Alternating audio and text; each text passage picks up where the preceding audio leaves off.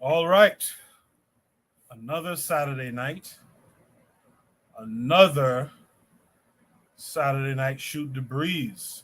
Let me check. Okay, sounds like I'm coming through. Drop a one if you can hear me.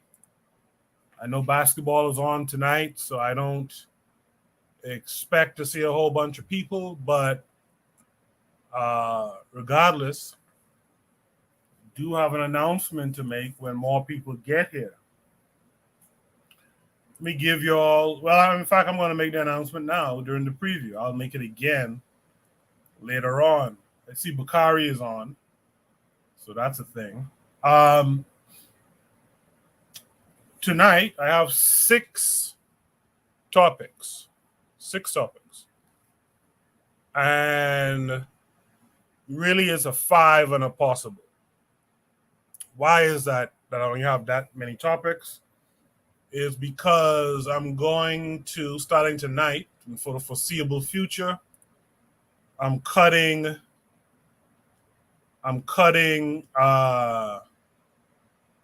Shoot the Breeze down to 3 hours. A couple of things are factoring in to that decision. I feel like the momentum got fucked up, to be quite frank. A lot of people who are regulars are not coming through. A lot of folks who are coming through the panels are not coming through. And I've been thinking about this for a while. And recently someone said to me, maybe we should cut it in half, because there's also the thing of people's attention spans seem shorter. Piece of the chat, I see Oni is out there. Trigger Happy 262 Plus is out there. I guess Bakari just finished. But yeah, that's my thing. The momentum has kind of diminished. And so why not cut the show in half? So we're only going to be here 3 hours for the foreseeable future, but it could change. And here's how it could change. More viewers have to come through. That means you got to bring your peoples through. I do as much as I can, it seems, right? But you guys got to bring a friend, someone to log in and add to the numbers. And when the numbers start to get decent, I'll think about bringing it back, maybe not back to 2 a.m., but I'll add an hour as the numbers get better. If the numbers don't get better, we'll stay at 3. And that means 5 or 6 topics, all right? So what we're going to discuss tonight, we're going to discuss Tina Turner passing. We're going to talk about brain chips. We're going to talk about a kid, an African kid, who got electricity from a rock. We're going to talk about the third world and why people think we don't have refrigerators in the third world, I guess. We're going to talk about capitalism versus commerce. And we're going to talk about religion again, but this time from someone else's perspective, not ours. So we're going to talk about those things. I'm glad you guys are here. And I do look forward to the conversation tonight. The panel is open. The link is right there at the top of the chat. What I'm going to do right now is I'm going to start the show officially. And on the other side, we'll drop Shoot the Breeze, topic number 1. You guys do stay tuned.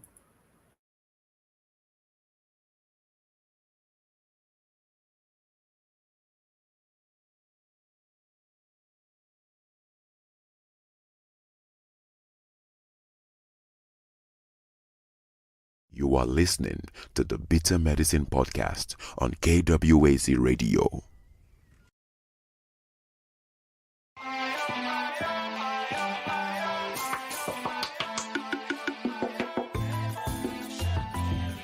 Welcome to the Bitter Medicine Podcast, where it's all about Black empowerment.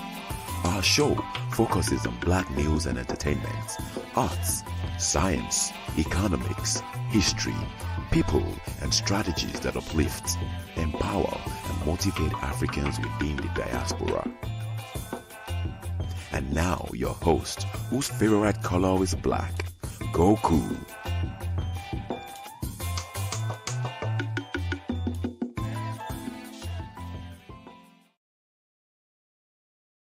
Welcome back to the Bitter Medicine Podcast. I am your host, Koku. Just want to remind you guys before we get the show rolling that this show is part of a podcast network called KWAZ Radio. There are other shows on the network you are invited to tune into. This is D Webb with the Harsh Reality Podcast, asking you to tune in where we tackle the news of the day that affects our community, only on KWAZ Radio. Peace, family. This is Oni, inviting you to listen to the pro-black perspective, where black problems are addressed with black solutions. Greetings, fam. Tune in to The Learning Curve with me, the revolutionary matron on KWAZ Radio. You are listening to the Bitter Medicine Podcast on KWAZ Radio. Yes, indeed. Also, check out Brother Bakari, Brother Bakari Podcast, Tanzan African Mind, The4Kast Radio, and Cassidra Cheek show as well. I see Yana B is out there in the chat saying hello to everyone. Hello to you, Yana B. Let me welcome in the panelists that have joined me so far. Let's start with Buana. Buana, how are you this week? I'm good, brother. How are you? I'm hanging in there. I saw those videos. Yeah, I saw those videos you made for BAM, man. They're excellent videos, man. Excellent. Thank you. I have actually a few more. YouTube was tripping. I have a bunch of pictures I took that YouTube was kind of tripping on. I might try drop them tomorrow, so look out for that too. Oni, how are you this week? I'm cool. Yeah, pretty excited for show today and so on. Yes, sir. Thanks for coming through. Without further ado, I guess let me drop Shoot the Breeze topic number 1 tonight. Like I said, for those who may have come in late, we're only going to do 3 hours tonight and for the foreseeable future. I'm open to extending the program again, but needs more viewership, more momentum, etc. Shoot the Breeze topic number 1. This is who y'all crying over. This is y'all legend. When you read that like that, you know who probably posted it. Let me share my screen, of course. Right here. So we'll watch this video and we will discuss it on the other side.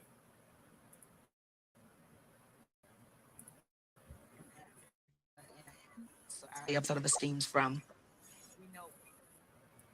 We know we came like from Africa, and sort of our attitudes and our way of life sort of esteems from the African way, and I think like this sort of. Well, I'm only speaking now like from something I haven't really looked into, but I get that Africans are sort of very lazy people. They're not very aggressive. You know, they just sort of want to live off the land and live very comfortable, which is great if you can do that, you know, if you're in a position to be able to do that. But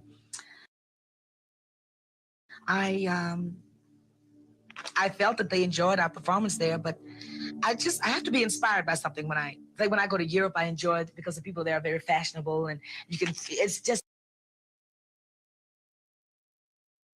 fun. I mean, all we do is work. We check in a hotel, and we go on stage, and we go to the airport. So you have to feel some kind of inspiration from a city, right? So when I go like to Africa, I'm very down because like the food isn't good. I don't get any really good, fantastic vibes from the people, so I'm just really bored.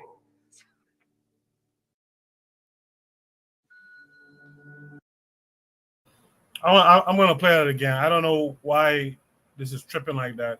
Let's play it one more time. Let's see if it plays better this time.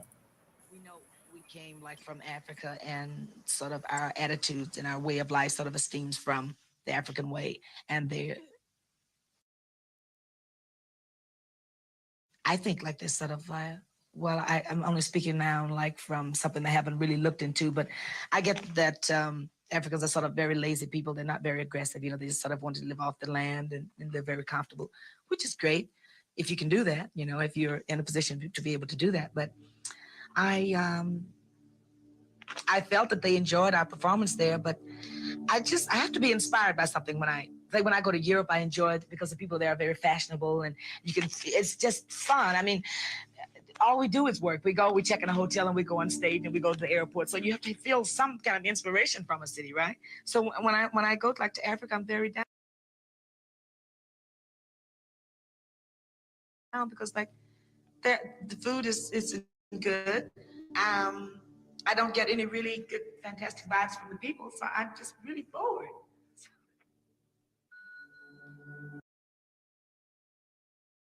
So I posted an RIP to Tina Turner when she had passed away. But what I found interesting, because there's some things I had forgotten. I'm familiar with Tina Turner since I was a kid, right? There were some things I had forgotten that she really did suck up to whiteness. Let's be real about it. Performing in South Africa during at the height of apartheid and all that kind of stuff. Not good looks, but I'm sure some of you will argue that you don't expect an entertainer to blah blah blah blah blah. But actually, I expect black folks to be about something when it comes to black folks. But I'll hear what you guys have to say. Let's start with Buana. Buana would say, Well, Koku, I don't like to lambaste some people's personal heroes, and I know she is a hero for some people, but I'm listening to this and I'm asking myself, what the hell is she talking about? But I remember that, Ike Turner used to say that they used to be on a whole lot of drugs. These rock and rollers, they take a lot of drugs and different things like that. So you really can't, I mean, they're brain dead. They're really brain dead. And then when you couple that with the fact that, she is, well, let me just say this. Let me just say it like this. She comes from a place called Nutbush, Tennessee, something like that. I forget where the state is. So it is said that she grew up on a plantation. And anyone who grew up on a plantation, she used to be in the field picking cotton and things like that. Not a plantation. She grew up in the field picking cotton and things like that. So she would probably understand how laborious it is to live off of the land. It's not an easy thing. It's not something for lazy people. You know who lazy people is? Lazy people is people who don't cut their meat, who don't grow their meat, who don't cut their meat, who just go to pick up their meats from the grocery store and pick up their fruits and vegetables from the grocery store. That's lazy. What's difficult is growing your fruits and vegetables, harvesting your fruits and vegetables, and then eating it after you have grown it and groom your animals and things like that. Uh, Living off of the land is not an easy thing. So I don't know where only a cokehead would make these kinds of comments. It's not a well thought out comment.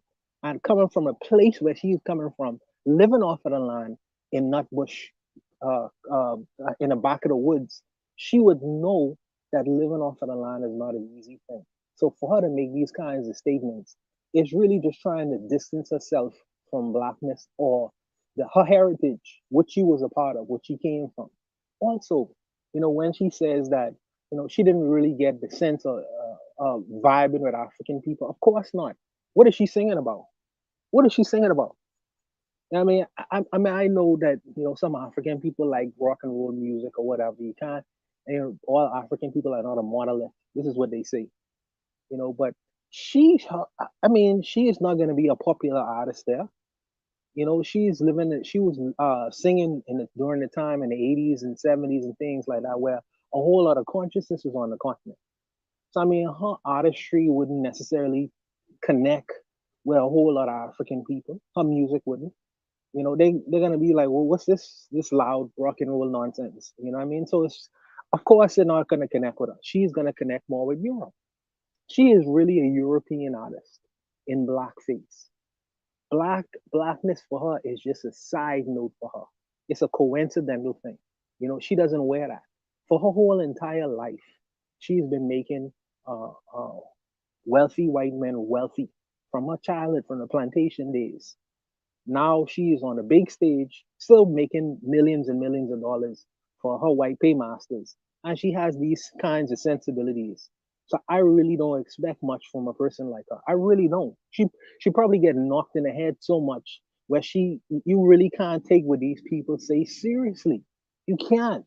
And I understand that the Western world gives these people a big stage to talk, a big stage. But half of these people are illiterate. You know, they are illiterate. Their talent is just their voice. She was solely a voice, nothing more. A dancer, an entertainer. So I mean, I don't expect much to come out of her mouth. I'm surprised when some entertainers does actually have insightful things to say. I don't even think she used to even write her music. You know, she was really just a voice. You know, and this is indicative of you could have all the money in the world, you know, and all the so-called entertainment kinds of talent in the world, but still be a fool. And this is the exhibition of a fool talking. But I'll leave it there and let Oni rock. Oni, what say you? Yeah, so yeah, I mean, yeah. I guess you're right. I probably would have said something along the lines of she's a celebrity. What could be said? I mean, the only thing I know about Tina Turner is that she wore blonde hair, you know, and that's where Beyonce got her style from. But like for her to be self-hating, you know, like that's obvious, I feel. But I also think I think a lot of us tend to underestimate how many people are self-hating in this country. You know, how many people do not like, you know, when people talk about like I remember before the ADOS thing started, there was a lot of people from Africa coming online talking about, oh, y'all used to call us African booty scratcher or some shit, you know? And I was like, why are they talking about this? And then eventually, you know, that pushback or whatever. But like realistically, a lot of people do have a negative opinion about Africa.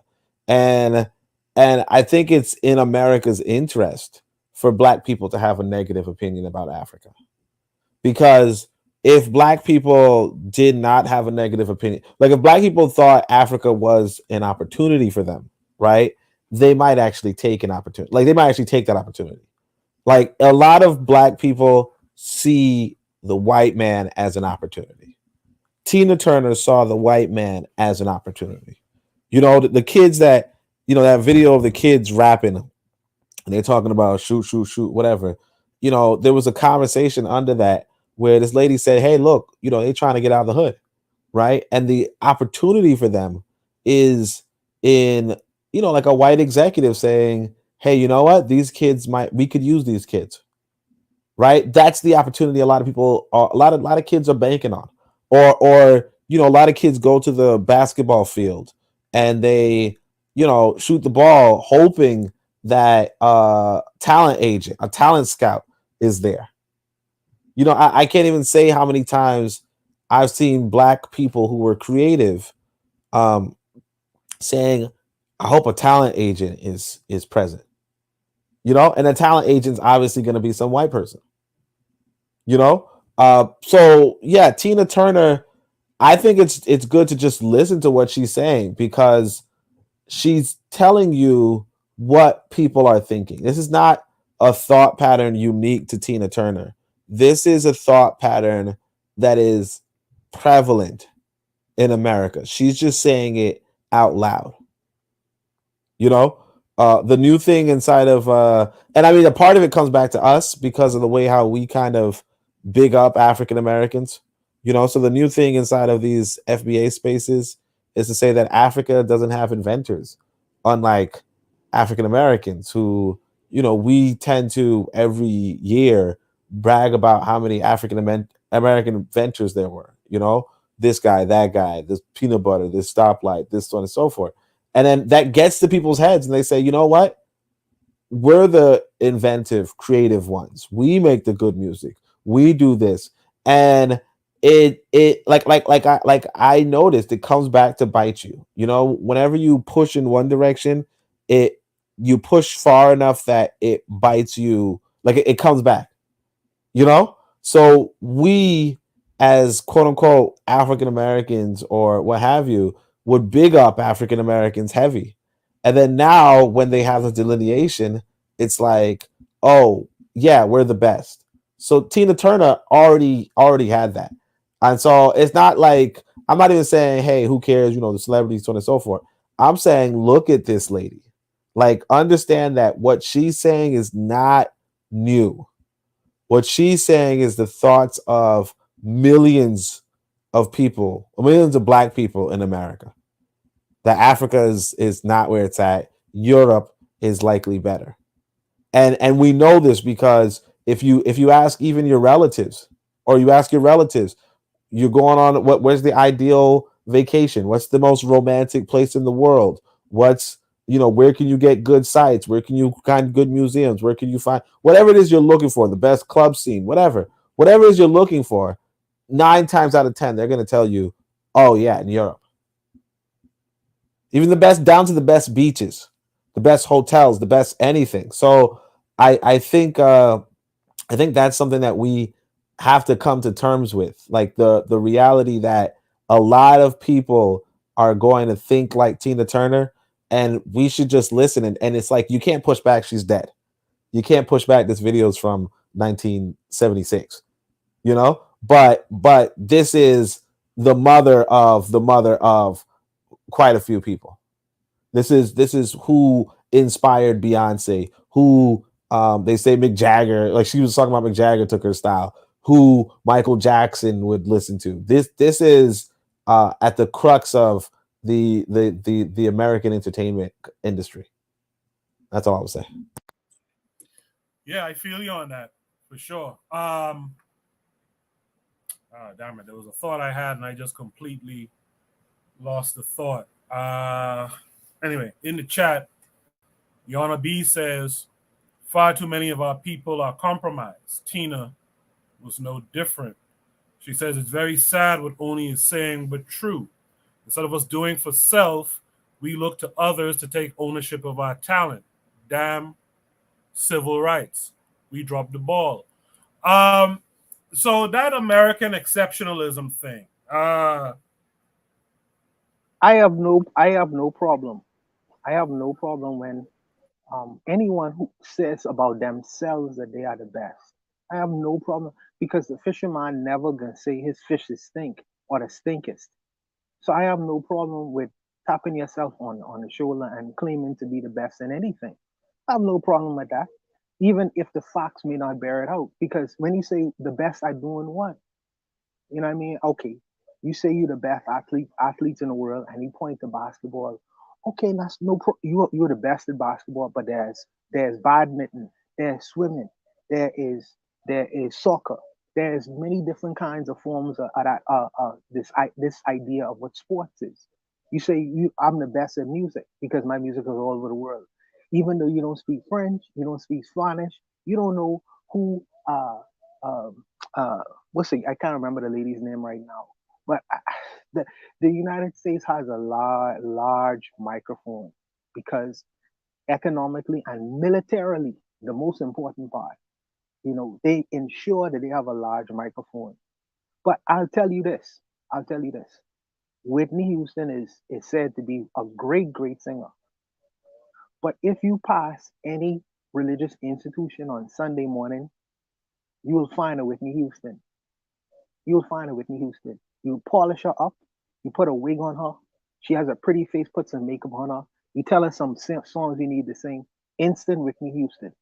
You know, for me, I want to be a part of the group of people who claim to be the best at running countries, the best at organizing and creating societies, functional societies. This is the claim to fame that I would like to have. Not to say that I'm the best singer or the best jumper or the best whatever. These are games, but that's just me. But as far as I'm concerned, it's nothing wrong with having your claim to fame and calling yourself the best. I consider myself to be the best.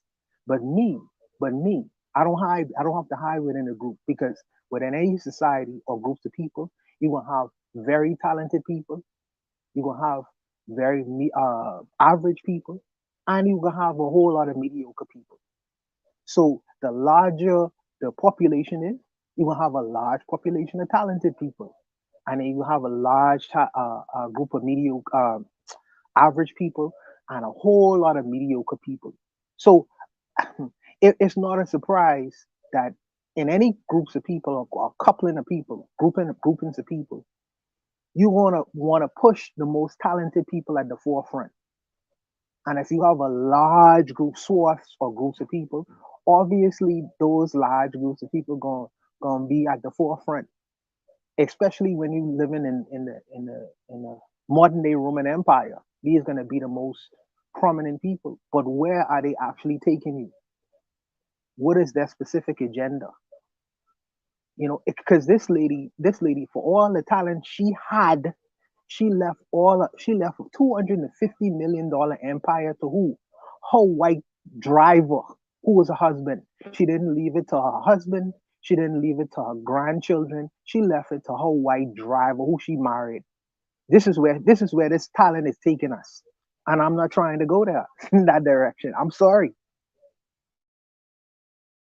You gotta something I'm reminded of too is, Oprah Winfrey, who's probably a little bit younger than Tina Turner maybe.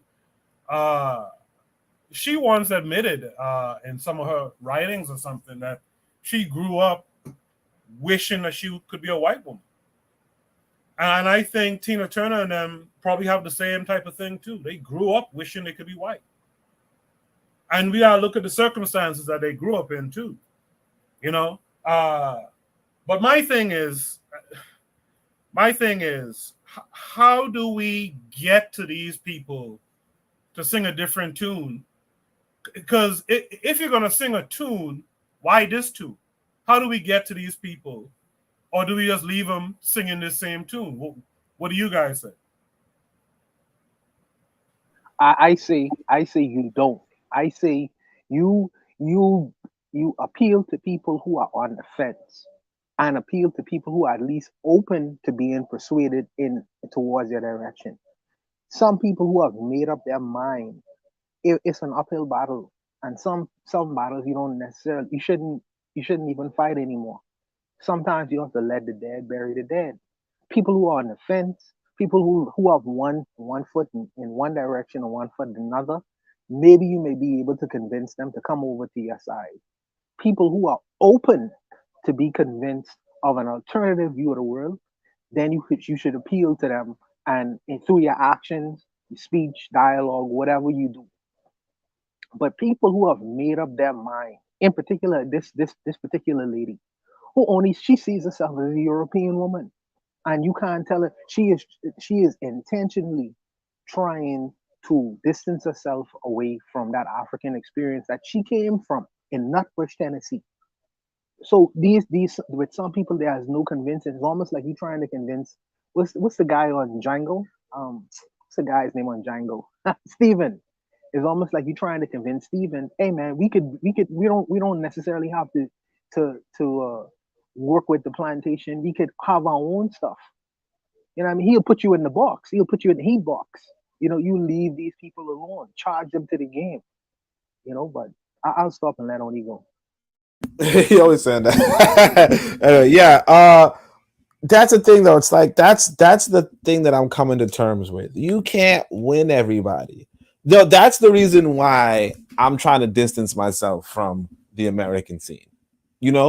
Because we all kind of grew up. Well, not grew up really, or not all of us, but a lot of us, came across a lot of good, talented African American speakers who were really bent on getting everybody on board, right? And we kind of bought into the bullshit. And I mean, I was actually just telling somebody this the other day. People like success stories. A lot of people listen to people who are successful, right? That's what it is. And the classic example is, you might look at Serena Williams and say between Oni and Serena Williams, Oni might be smarter than Serena Williams, right? Oni might be stronger than her, just based off of man versus woman. Now I'm not 100% sure, but maybe, right? Anyway, Oni might run faster than her, obviously, right? But if she opened up a tennis class and I opened up a tennis class, you go to Serena Williams, because she's a successful tennis player, right? The thing with regard to what we're on is that one we have to have greater success inside of the Pan-African circles, right? Two, we have to be able to get fund people and finance people and give people a livelihood. But three, and probably most important, is that we also just have to be able to look at somebody and say, you know what, I can't help you, or you can't help me. Some people are going to fall through the cracks, and that's okay. You don't make a story of it. You don't make a recruitment. Like, there's tons of white people right now who are like, I want to embrace the Yoruba faith or some shit, right? White people ain't tripping over them. There's tons of Asian people who are like, you know what, I want to be an American. White people ain't tripping over them.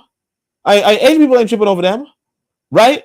But you get like a black person who's watching anime all day, who think, Konichiwa and all that. And we're just like, what the fuck is wrong with you, you backward ass? And it's like, just let's leave them alone. Like, yes, the white boy is going to use them. So, and I think I put this out one of my shorts.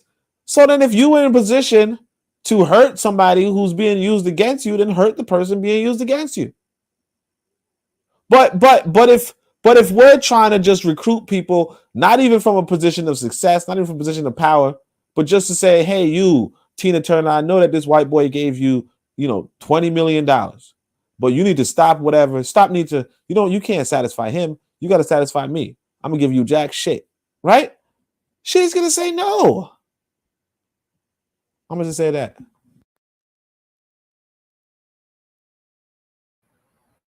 I don't know if it's my computer, but it's kind of glitching on my side. I guess my computer's acting up. I don't know. KW Don 7 is saying he's out there. Thank you for the what do you call this thing again? Thank you for the super chat. KW Don 7. He says Tina Turner is the prototype for divestors and swirlers. She married down to get a Urugu. She, like many of them, loved the devil because the devil gave her nothing. That's an interesting thought, that the devil gave her nothing. Provide Triggers is here. She says, greetings, everyone. This proves what Dr. Umar has been talking about. Marrying interracially is a form of economic betrayal. That's a good point. Yana B says, there's no convincing our people of nothing. You have to understand what the civil rights movement did to blacks in this country. It destroyed them on every level. So I'll ask this one last question before we move on. But if what Yana B is saying is true, right, then what's the point of putting up a resistance? Let me start with Buana on that one. I don't completely agree with Yana B. I don't completely agree when harsh reality says it either. I think that some of our people are salvageable. I think that some of our people honestly does not have an alternative. We in these Pan-African spaces, some of us are offering a legitimate alternative where people look at their lives and look at the alternatives that's being offered. Because they come to these forums and they come to different Pan-African forums and they listen intently. And if they implement some of the things that we talk about, we talk about reading, we talk about economics. Last week we had a nutritional conversation the other day, just to get that brain functioning. I think that if they was to try the alternative, they would see some benefits to it and would be more interested in embracing this idea of looking at self first, rather than looking outside of self for some kind of saviorship. Looking at self first, looking in the mirror first, taking a hard view in the mirror and looking at self and trying to gain some perspective, and in turn trying to execute these ideas into the world. And it's difficult to execute these ideas in the Western world, but you have to be a human being on this planet that is competitive, that is well informed, that do things that are just going to be beneficial to you. And I understand in the Western world, when you say, well, doing what's beneficial to me is basically, you know, kissing up to whoever. Yeah, that's one route to get to whatever goal you may have in mind. But there's many different kinds of routes to get to the goal that you ultimately want to achieve.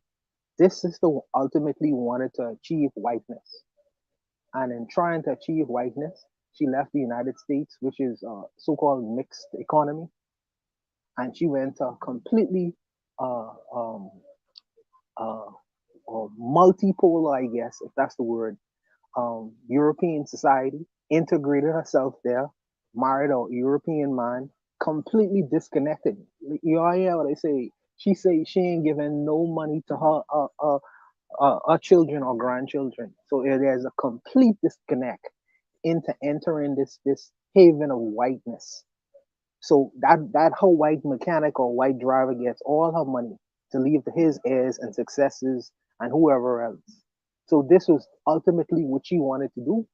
That's her route. That was her goal. She achieved that in the end at 80. But there are others who have a different course and a different path. And I feel like, for some of us who see that there's an alternative route to go, we should try to use that alternative route and get into where we want to be. But I'll stop. Only what say you to the notion that Yana B is saying that you can't convince our people of nothing. How do you feel about that?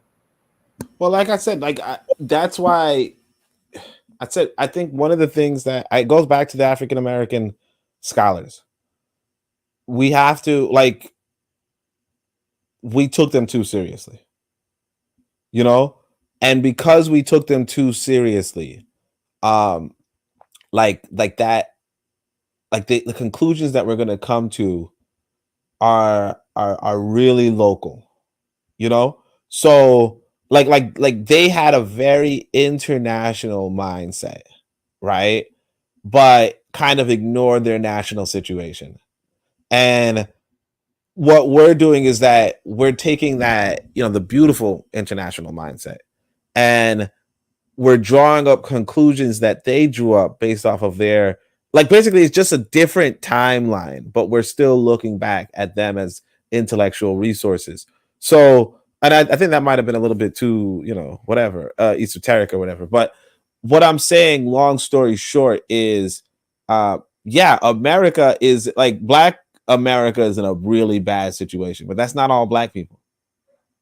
I remember, I tell you, I went to Jamaica very briefly, and I just sat there and I thought about the soda that was there. One of the things that was interesting about Jamaica was that when you go into the to the stores, you might find a bunch of foreign products, sure, but you also find a bunch of not just local but Caribbean products. So you're gonna find made in Trinidad. You're gonna find made in Haiti. You're gonna find made in Barbados or made in Bahamas, whatever, right? You're gonna find made in Jamaica. That sort of production level, if people you realize that if they are producing things, if they have manufacturing in the Caribbean, right? All they need to do is connect with another African nation, whether it's a Caribbean nation, whether it's a nation in Africa. And the reality is this, they're doing it. Just recently, the Jamaican High Commissioner said, we're going to buy vehicles from Nigeria. We're proud that, people that look like us, they tone it down and said people from the South like us, but people who look like us are producing vehicles, right? And they're like, we don't want to go to our usual buyer, white people, right? That's all we need. So it's not like, oh yeah, our people, it's not that our people are gone, right? It's that if you're in America, yeah, situation is tight. But if you're in Africa and the Caribbean, you have there's There's unlimited potential. It's just a question of us getting getting that mindset towards how we can build that wealth. And that's kind of what I want to explore in this next book of mine.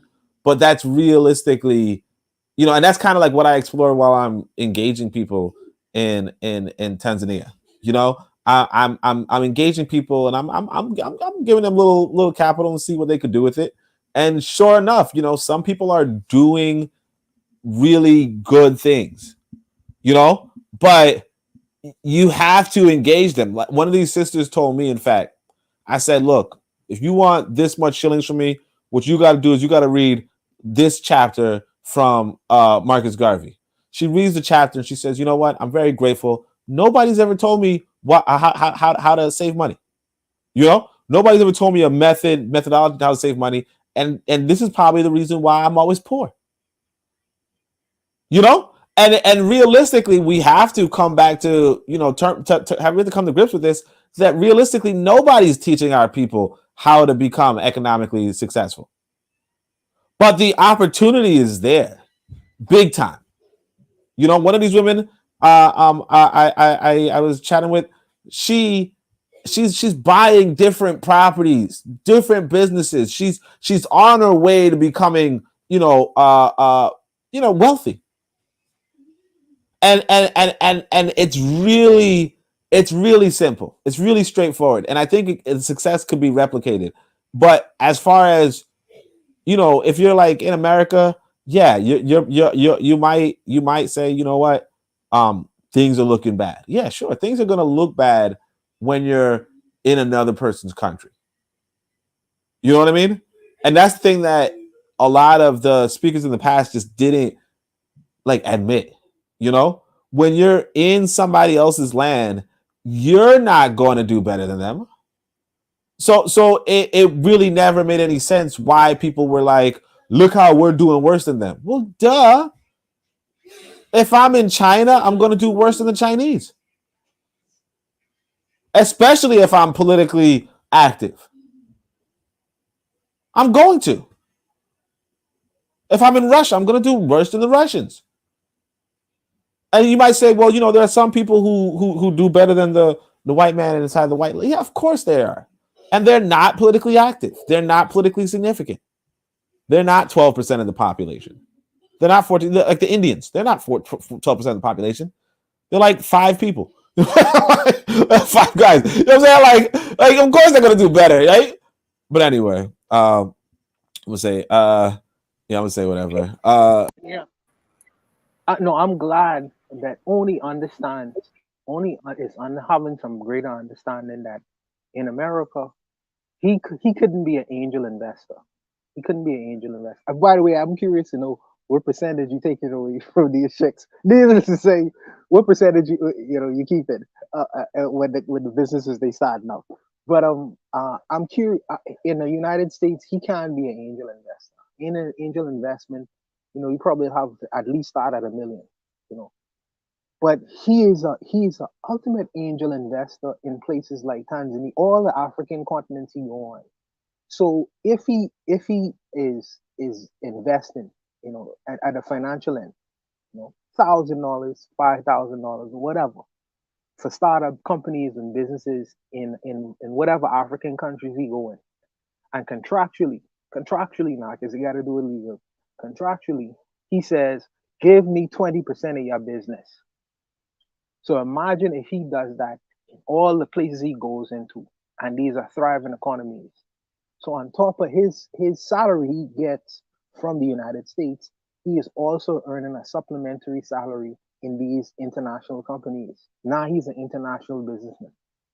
And the money ain't gonna stop. While he's sleeping, them chicks who opening up these companies are gonna be working for him because he's taking a percentage of that business. You know what I mean? So I'm glad that when he talks about his view of the world in terms of blackness, it's becoming more international. And I think that that's the way we should look at the grand scope of things in terms of Pan-Africanism and Garveyism and all these other good theories, but we actually actualizing it and actually making it practical now. I'll let KW Don 7 have the last words here. He says, it's better that African-centered thought is not trendy because you can filter out the phonies and the fakers. He then says, the only thing that will convince our people is consequences. And that I agree with that 100%. We don't have the ability to dish out consequences to a Tina Turner who will give birth to Beyonce, who will give birth to the next asshole down the line, right? We don't have the ability to give out punishment for that stuff. That's the thing. Good discussion. Good discussion. Let's go on to Shoot the Breeze topic number 2. Shoot the Breeze topic number 2 is brain chips, human evolution, or Frankenstein business. Let's see what the link provides us. Hopefully my computer doesn't act up too much. The concept of brain chips, such as those developed by Elon Musk's Neuralink, involves implanting small devices into the human brain to enhance cognitive abilities and create a direct interface between the brain and external devices or networks. The pursuit of this technology stems from the desire to revolutionize various aspects of human life, ranging from treating neurological disorders to augmenting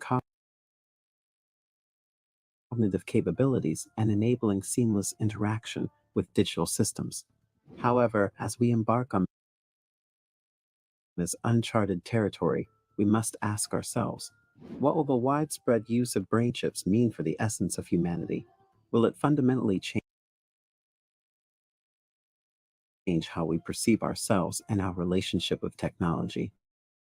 Hello and welcome. This is Rain Smith, and you are watching the New Africa channel. Billionaire Elon Musk's brain chip company Neuralink has finally been approved for testing on humans. On Thursday, May 25th, 2023, Neuralink said that the U.S. Food and Drug Administration, FDA, had given the green light to its first-in-human clinical trial, a critical milestone after earlier struggles to gain approval. So far, Neuralink has only tested the brain chips on animals, including pigs and monkeys. The FDA nod represents an important first step that will one day allow our technology to help many people, Neuralink said in a tweet. The company added recruitment is not yet open to participate in the clinical trial, but that they'd be sharing more information on that soon. So if you're keen to have a computer chip in your brain, you'll have to wait.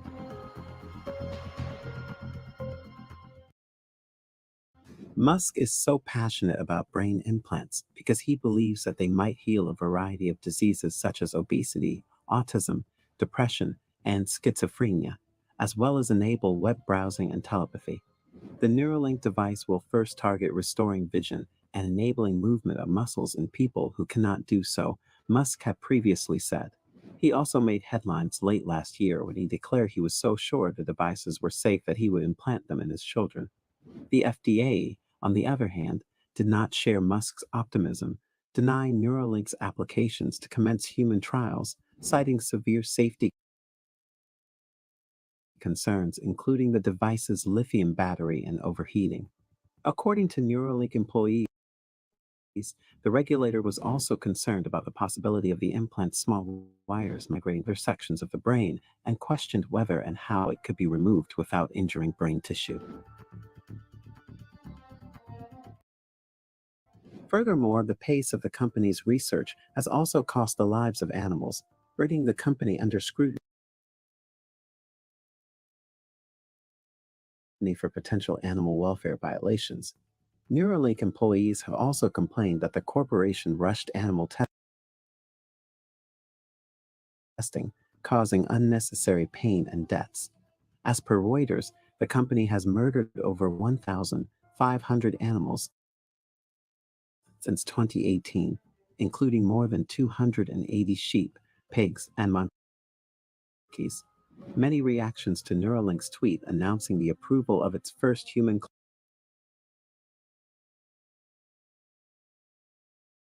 clinical study were filled with praises and well wishes from verified accounts.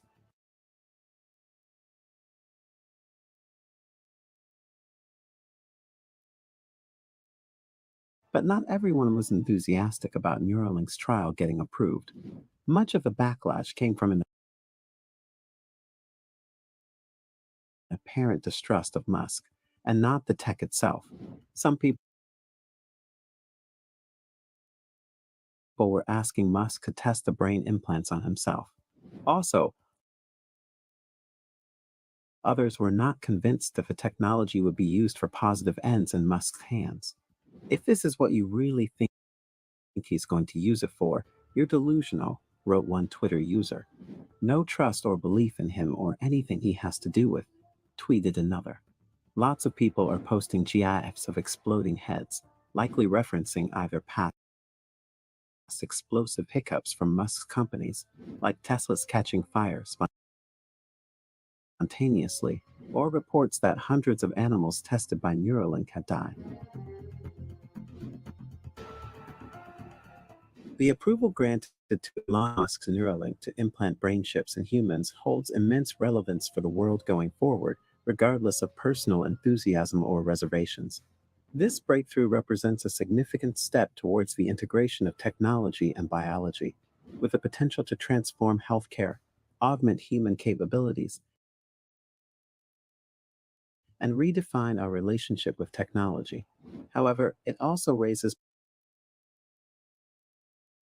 profound ethical, privacy, and societal concerns that necessitate careful consideration and regulation.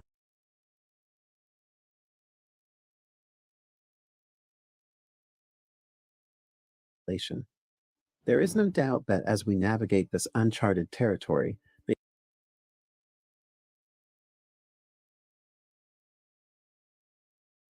implications of brain-computer interfaces will shape the future of human existence and demand collective engagement and thoughtful discourse. So, what do you think of our video? Are you excited about Neuralink getting approved to place their brain implants in humans? Or are you unconvinced by the implant, its potential, and the brain behind the technology? Let us know what you think in the comments below, and as always, do subscribe to the New Africa channel for more exciting future videos.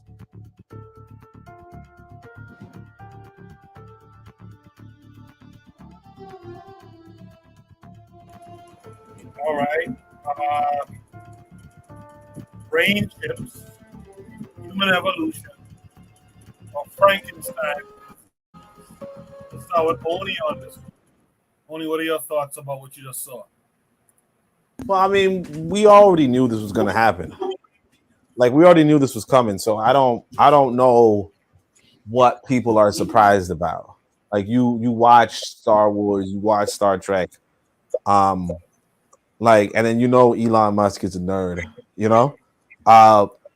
I mean, I don't know what is surprising here. If the technology exists to do something, a lot of times people are actively trying to do it because to them it's cool, and to them it might have some medical benefit, but it also has some military application. If you can start moving muscles, you could start growing muscles. You could possibly, become a competitive athlete. You could probably sing better. If you can augment. If somebody has some sort of echo going on, right? But if you can do those sort of things, you can do those sort of things. I'm not surprised. I don't know what would even be the pushback. Like I said, I think one of the philosophies that's kind of big among Black people, like what Yonobi says something about the Caribbean and Africa, I agree in a sense that a lot of Black people have this big, profound, deep belief in entitlement. Like we're entitled to other people's things. But like my thing is this: like, if this white boy wants to put something in his head, what's this got to do with me? I mean, as long as he's not putting it in my head. Right? What do I care? Now, you could say, well, he might put something in his head and he might become smarter and be able to do better in school. And therefore, yeah, but I shouldn't be going to a school anyway. The trouble is that a lot of us want to be right beside this white boy.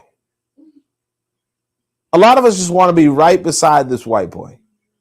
A lot of us want this white boy to give us a job. You know, we have this sense of entitlement. And I'm not going to say it's just in America, it's just in the West, although it's really deeply ingrained in the West. But I could say, for instance, some dude hit me up talking about, hey, I need money because, you know, if I could go to school. And, you know, and I'm like, wait a second, you asking me for how much money so I can send you to school? Who the fuck, like, what? And he was just my Uber driver. You know, back in Tanzania, I was like, ain't no way I'm gonna give you. He's like, I'm sick. I also need to go to school. And it's like you feel entitled to somebody else's money for some damn reason, right? But it's the same with this. You know, white folk obviously have a huge sense of entitlement or a huge sense of exploitation, obviously, right? Regardless, like if they want to do this shit and then it just zaps and burns their brains out, good for fucking them, you know. All I'm saying is that I wouldn't put it in my head if that's the question. And I wouldn't want to put it in my children's head. And if it becomes a requirement to put it in people's head, here's the funny thing is, or the reality is, that a lot of people are going to go along with it. Now, unfortunately, that might be the MO. That might be the rollout. You know? And if it is the MO, is the rollout, one, Elon Musk is going to become richer, obviously. But two,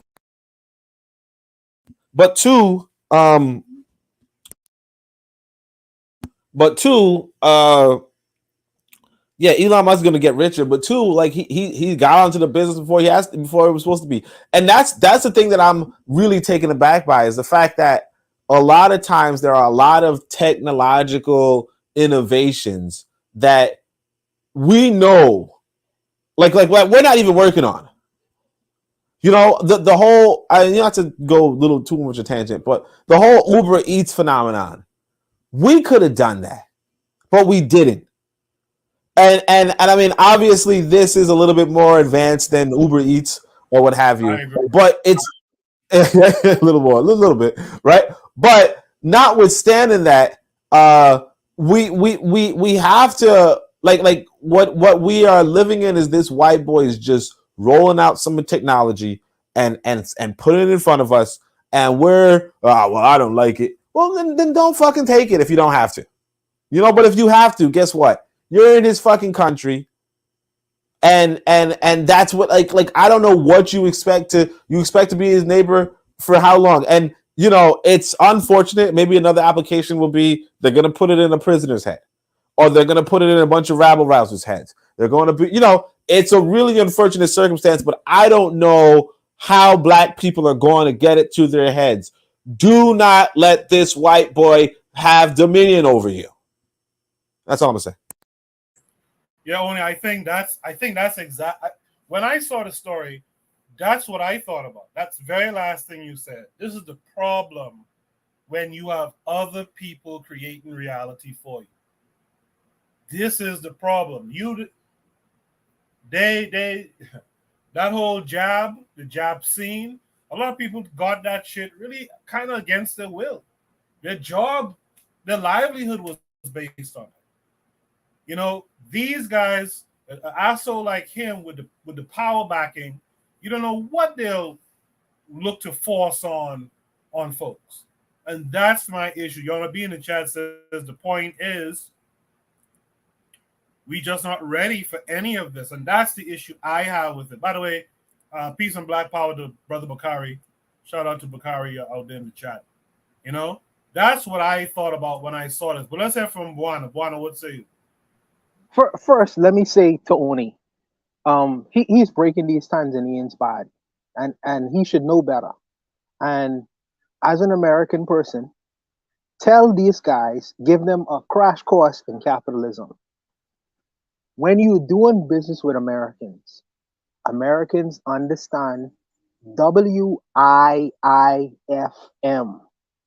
When you're doing any business with Americans or anyone from the Western world, they understand the perspective of WIIFM. What's in it for me? So you giving this man free money, obviously any American or any person in the Western world and say, well, what do I get back for doing this for you? Cause I ain't gonna just give you this money for free.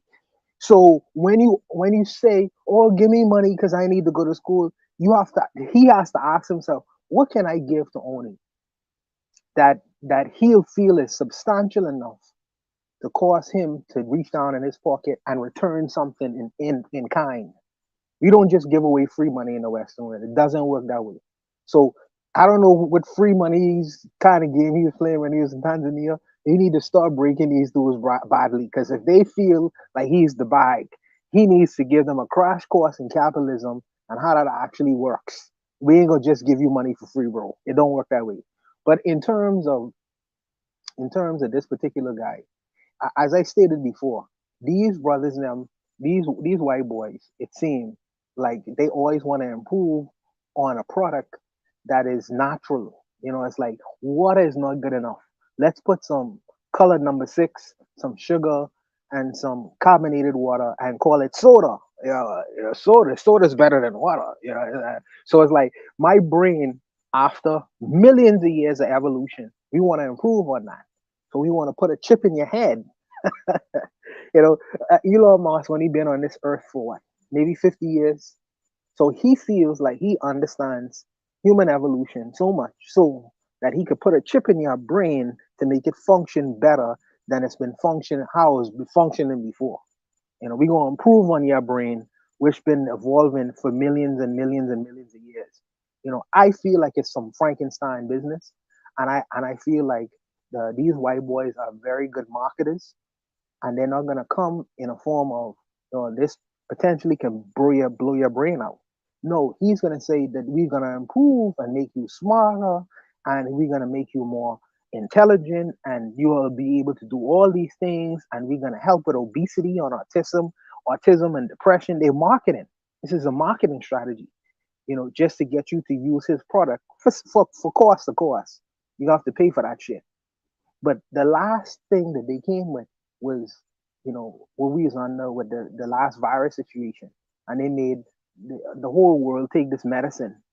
We'll not name, will not name, but they make the whole world forcefully take these medicines. Made the governments of the world fall in line and take these medicines. God forbid, what will be the long-term effect of these medicines after 20, 30 years? You'll wait to see that. But they have the ability to do that with their money and their resources and their ability to control economies. But I am concerned about this. But I won't be putting this in my head. But I know how it's gonna be sold to our people. I know how it's gonna be. They are marketers, so I know how it's gonna be sold to our people. Of course, you gotta have the intelligent people among us who's gonna automatically say hell no. But for the vast numbers of us, they'll be running like they run to get Michael Jordans, and how they run to get the new Kanye Yeezys. They're gonna run to get this microchip and put it inside their heads, and you're gonna see a whole lot of ridiculous things be the long-term effect of these microchips put into the brains of people. To the brains of people, it's like human evolution is not good enough. You know what I mean? Nature is not good enough. We need to improve on it. This guy, I don't know, man. I don't know where he comes from. I know he's a South African, and I already don't trust him. But I just think it's not necessarily a good state of affairs for us. And people need to be aware of what's coming down the pipeline in terms of what these people are trying to do. They're trying to really create zombies out of human beings with this microchip business. But I think it's unfortunate. But we need to be forewarned before it actually is implemented in societies, but going forward. But I'll stop there. Look at this. Let me say this right here. Oh, sorry. To both of you. To both of you, it's one thing to be made aware of it. What's the strategy to avoid it, though, in your minds? Well, look, let me share this though. So I actually got one of those chips for my son, right? And he wasn't doing too well in school before. So, but after he got the chip, he was doing much better than the rest of the students, and here's another thing. Sometimes he used to have a little bit of behavioral problems, but now I could just turn on my phone and press a button and he stops. So a lot of the behavioral issues at home no longer there. So I'm really like, I'm not gonna be like, I think that the chip should, you see what I'm saying? Now, obviously that's not true, but that's gonna be. Hey, but look, that's just gonna be rolled out. Black people are gonna be sold this pretty damn easily. And the trouble is this, that we have a population that's doing the worst in school. We have a population that has the most behavioral problems, quote unquote. We have white people agitating to control us and put us under control. You already know a black person gonna come out with a commercial like that. Oh yeah, my kid wasn't doing too well. Right? And you see, it's me. I could do it. I'm not saying I would. I'm just saying, and I don't want anybody to clip that, but it is what it is. But what I'm saying is that these white folk know what's up. They know what time it is. So the solution for you as a black person is to get the fuck out. That's it. It's like talking about that movie Get Out, right? What was the guy woke up for a split second and all he said to the dude was get out. Leave! Like you ain't fixing shit here. This is the fucking broken ass society. Leave! But we choose to stick around. Well, shit, they're rolling out some other thing, Shit, oh, the white man just came up with another tank, Let's just stick around. Because it's not like this white boy is not going to other places. Of course he is. But where does he have dominion?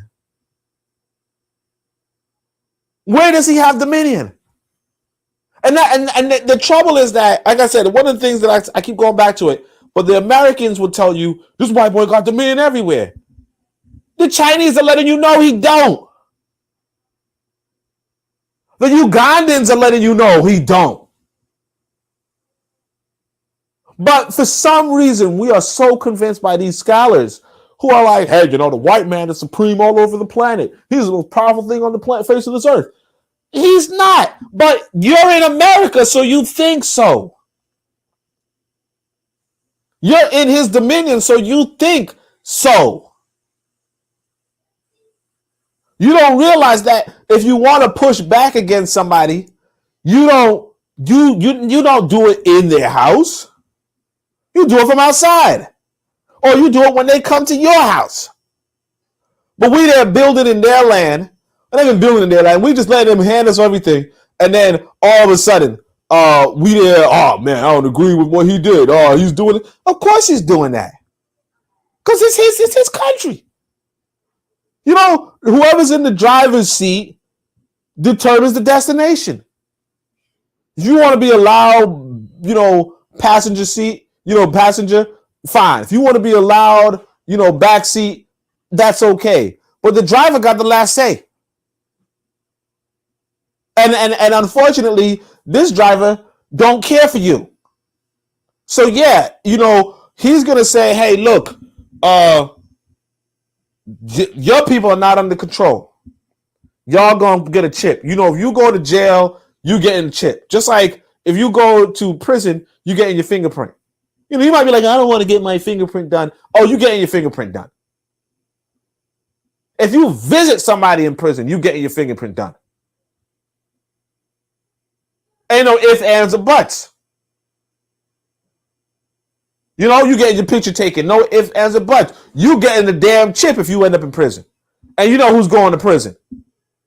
And they're going to just find any old excuse to put you in a prison and get that chip in your head. And now you got a motherfucking chip in your head. And like I said, somebody could just press a button and you don't know what those electrodes are going to do. Might change your behavior, sure. You thinking you go on a website, you go on a Malcolm, you go look up Malcolm X's speech, and then you get a zap in your head. And you get a damn zap in your head. That's it. You ain't gonna get a zap in your head. You go look up Malcolm X's speech, and then suddenly you're gonna forget what Malcolm X even mean. You're gonna be like, what? What was I doing? What is this? You just get a automatic turn it off. I'm telling you, man, the only thing you could do is leave. Make like a tree. I can't hear you. I'm sure. Yeah, I think so. That's what I'm saying. They told you already. Not that they told you already. But what I'm saying is this: I was in so Koku's in the science field, right? I'm in the science field.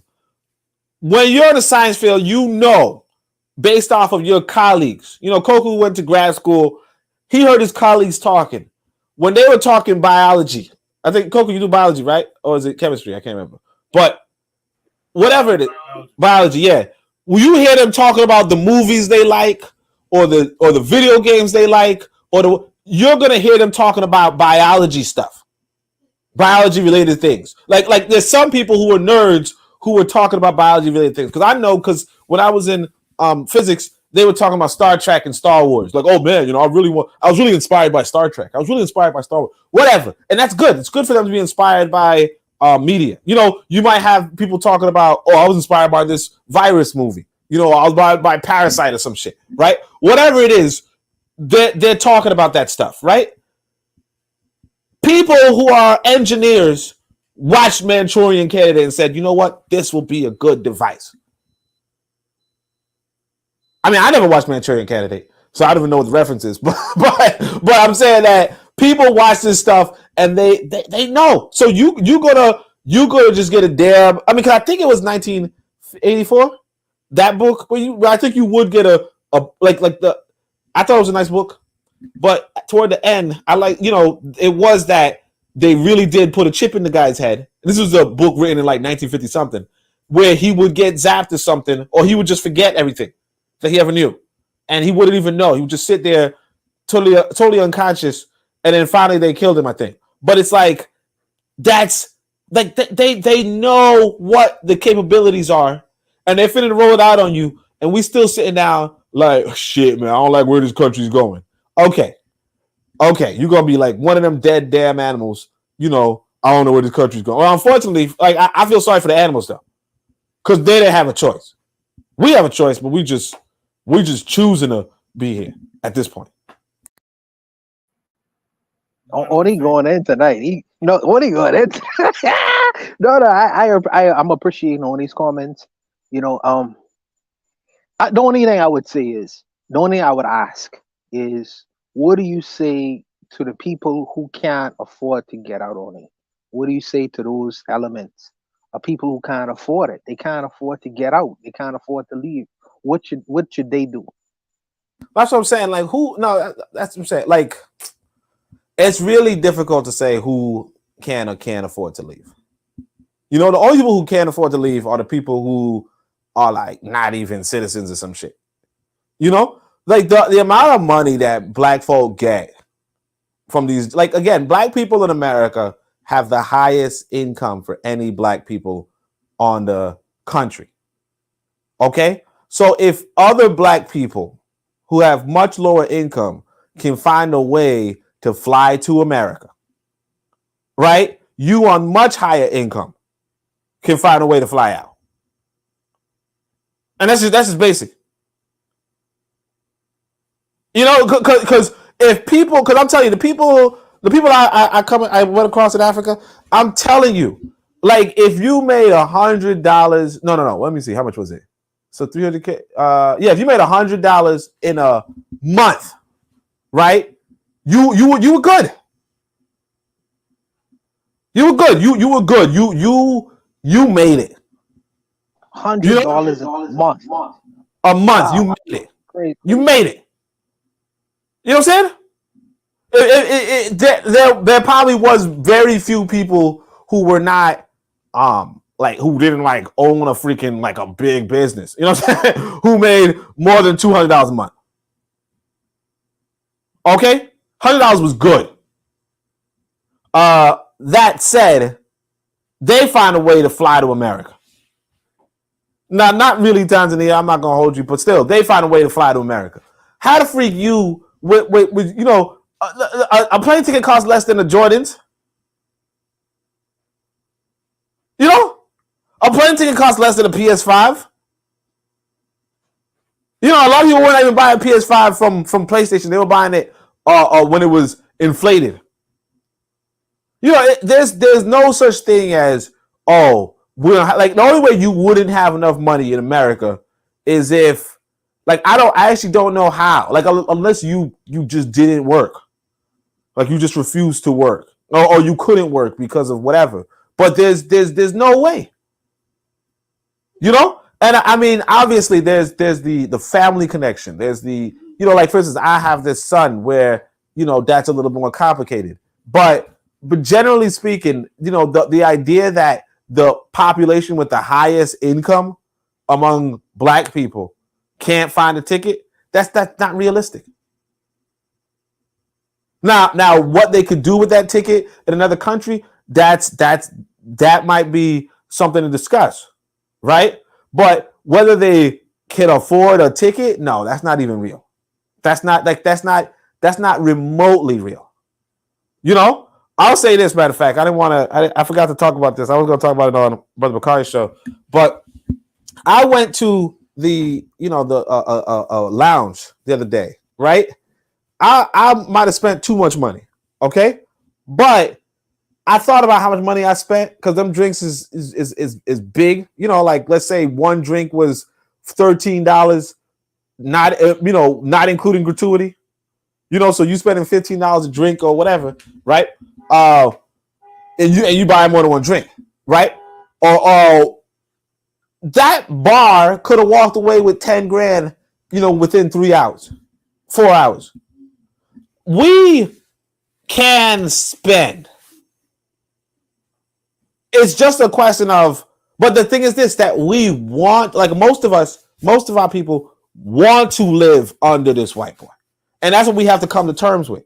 Tina Turner wants to live under this white boy. And if this white boy says, hey, you know what? This chip can improve your child's future, she's going to get that damn chip. There's no, you know, but the question is, well, what can you do about the people who could, like, all of us could afford it. Nobody wants to go. So I'm talking to the people who are like, hey, you know what? I want better for my future. You're not going to be able to save people. You're not going to be able to save people in the cage while you in the cage. You understand? You ain't going to be able to go, you ain't going to be in the prison and save the prisoners while you a prisoner. If you try to break out a prisoner, don't be a prisoner. But also this, you're gonna come to learn that some of the prisoners want to be there.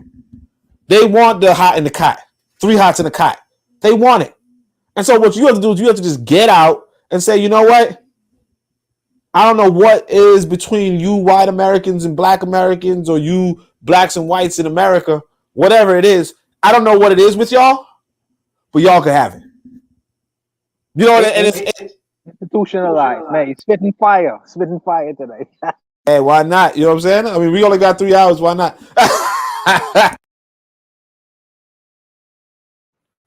In the chat, Trigger Happy 262 said something that I was thinking of. He says, my only thing is we have to keep it out of Africa. Problem is, they're already bringing some of these Westernisms slowly into Africa. This is why African culture is important. We need to establish the immune system before it's too late. Lastly, he says, Obadeli Kambon's father, Kamal Kambon, talked about how the FBI were rolling out getting fingerprints on black men to prevent the rise of a black leader or strong black men in general. I want to challenge Trigger Happy. I want to challenge Trigger Happy because I think that Trigger Happy is on the continent right now. I think he is on the continent. I think he's an African person on the continent.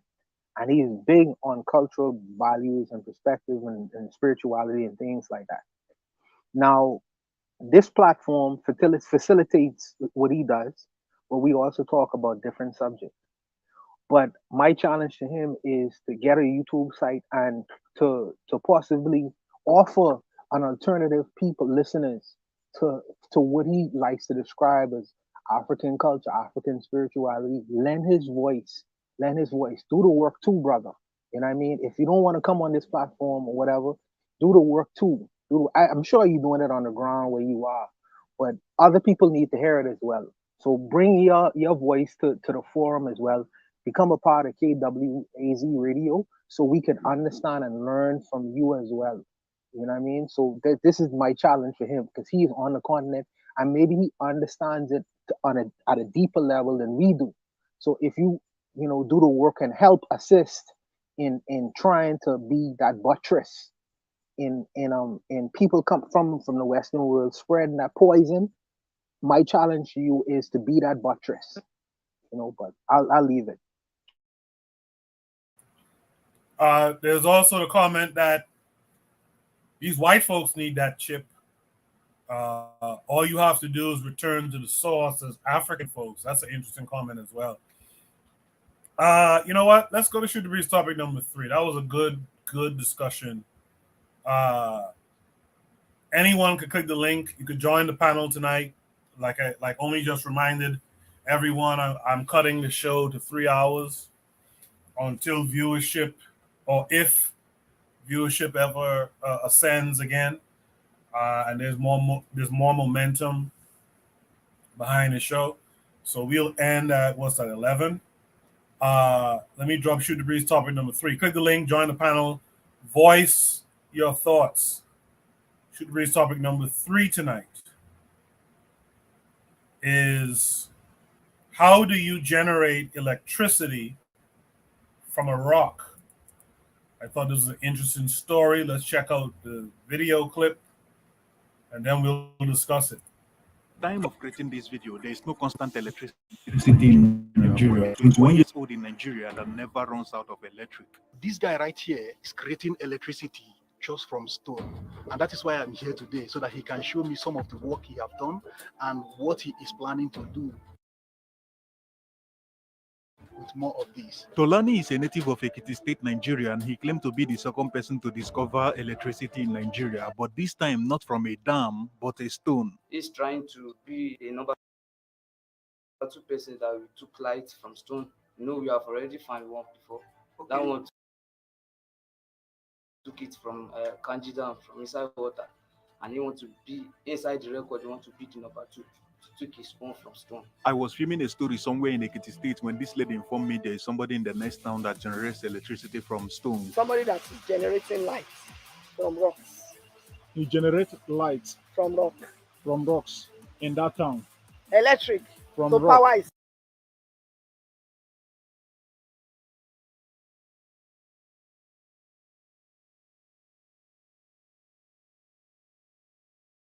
house. For me, it would be difficult to believe this if I didn't see for myself. So I went to the next town to look for him. My goal is to meet this guy and see the electricity. I also want to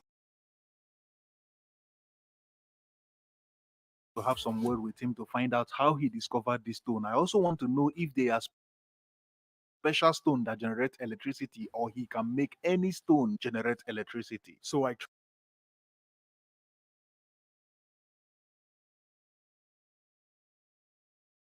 traveled to the town.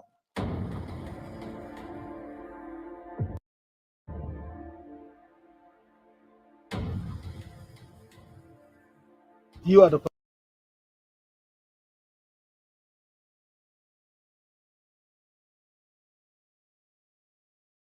Coco, you need a rack to generate internet. Your name is what? Okay, they call you Tolani Danger. Tolani Danger. Yes. What is this danger? Is it because you do things that people cannot do? Is that why they put danger in your name? We say that if my danger. He told me he couldn't communicate in English, and when I asked why, they said he didn't go to school. I became even surprised to know that this guy did not go to technical school, meaning that none of this talent coming from education. So how did he discover this stone, and how was he able to generate electricity from this stone? This is the spot now where the light is coming from, and then this is where you connect the wire. Okay. So is there some things he can show us now that we can plug to see if the electricity is there? The light is on. Let's go inside. And to my surprise, the electricity was real. In their house, he was able to connect electric bulbs all over the house. And inside his room, which is where he practiced this talent, he decorated it with a lot of his handwork. Inside his room, he connected many things, including CD players, speakers, and many more. Like, take a look at this now. Look at the lights. Look at all these things. Like, everything is connected right here. And all this power is being generated from stone. When he found the stone, how did he know that this stone can generate electricity? I don't know that one. He's the only one that can answer that question. I don't know from me now. It is given by him from God. Okay, God told him that this stone, something is there. Yes. And then he brought it home. While in the room, I found another stone which he's currently working on. According to him, he's planning to generate electricity that will power fridge, television, electric iron, and many more. He said he wants to use the other stone to do another one.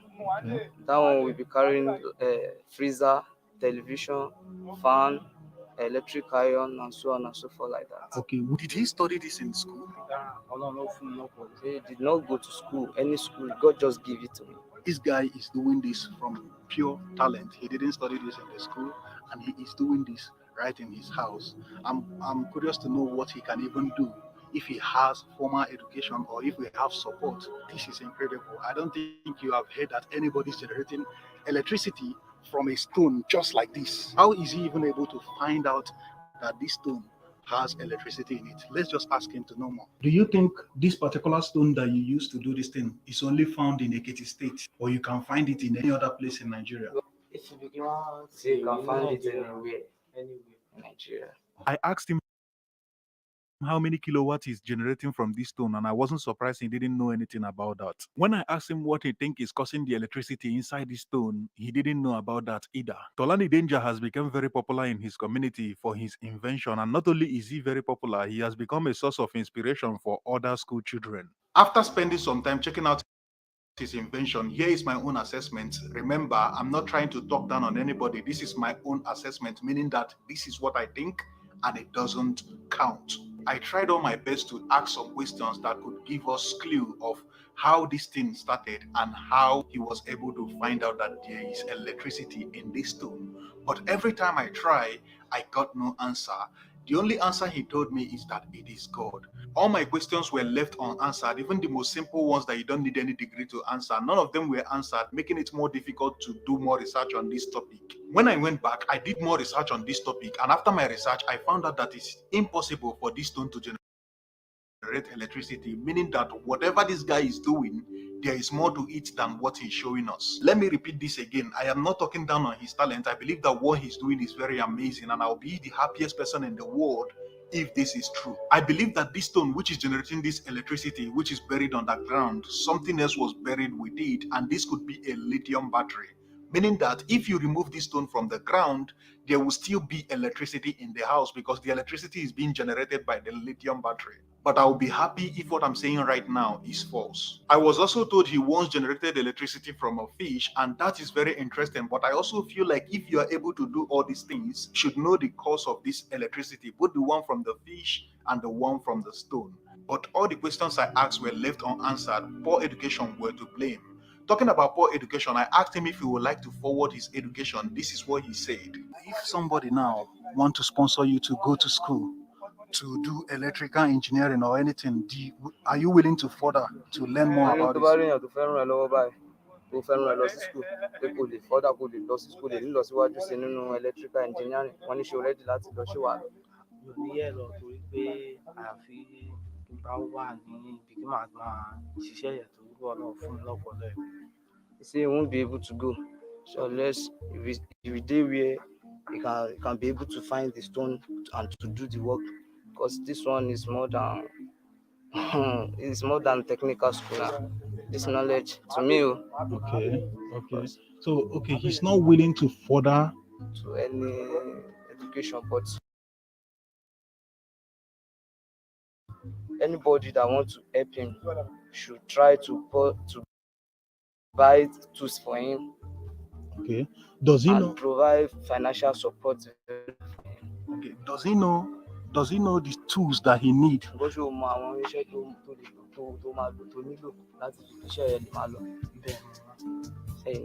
He knows the tools. Okay. Like if he is giving the tools the support, how many villages or how many communities, how many towns does he think he can cover using just tools?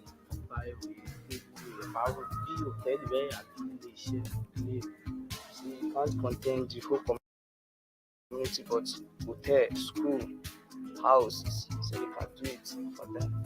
Okay, he's sure that he can put electric in hotels, schools, houses, just using stone. Yes. Okay. So if somebody wants to support him now, what he really needs is financial support and tools, so that he can be able to. Like when you're about to all over, favor, also.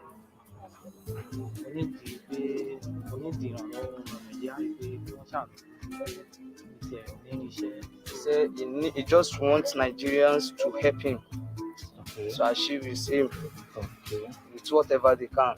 That will be the end of this video. Please tell me in the comment section what you think. Do you think he's actually generating electricity from this stone? Let me know what you think in the comment section. Thank you so much for watching this video. If you did enjoy this video, please give it a like. And if you want to watch more videos like this, please click the red subscribe button in front of your screen and turn on the bell notification that comes up next so that you'll be the first person to know when I post my next video. Thank you so much for watching. I will see you in the next one. Bye for now. So I don't know if it was done intentionally or not. By the way, this lagging issue is a StreamYard issue because I see StreamYard is showing me my internet connection is like very low Wi-Fi, but I'm actually plugged into the Ethernet, so it's not that at all. And I've seen StreamYard do this to other streams on KWAZ Radio too. But I don't know if they did this intentionally, not to give away, the secret sauce or what have you, but I felt like the interviewer did kind of a poor job in this piece, in my opinion. Really, I mean, it's to me, it's kind of a jumbled mess a little bit, what they presented. In the chat, Gunnar says, Black people are so low in self-esteem that they have to show and expose their magic to show people they are smart. He will be dead by 2 a.m. June 4th, 2023. Gunnar also says, this is a scam. He said Nigerian? Nah, it's a scam. Right? He said that's Gas Them Up's family right there. With that said, Oni, what did you see? What did you take away from that video just now? I think that was the dumbest thing I ever said in my life. I'm joking. No, for real though, like what? Hey, you can't generate no power from a rock. I don't know, man. The thing is, I think we tend to forget, that we tend to forget that there were videos when the internet first came out, type where black folk in America were talking about, I saw a leprechaun over there, and they all just kind of reacted to a leprechaun. Like, this is just stupid. It's just dumb. It's not like, no, you can't. He said, I got a rock and I generated and you see him screwed up wires. Like, that's just, I agree with the interviewer, I agree with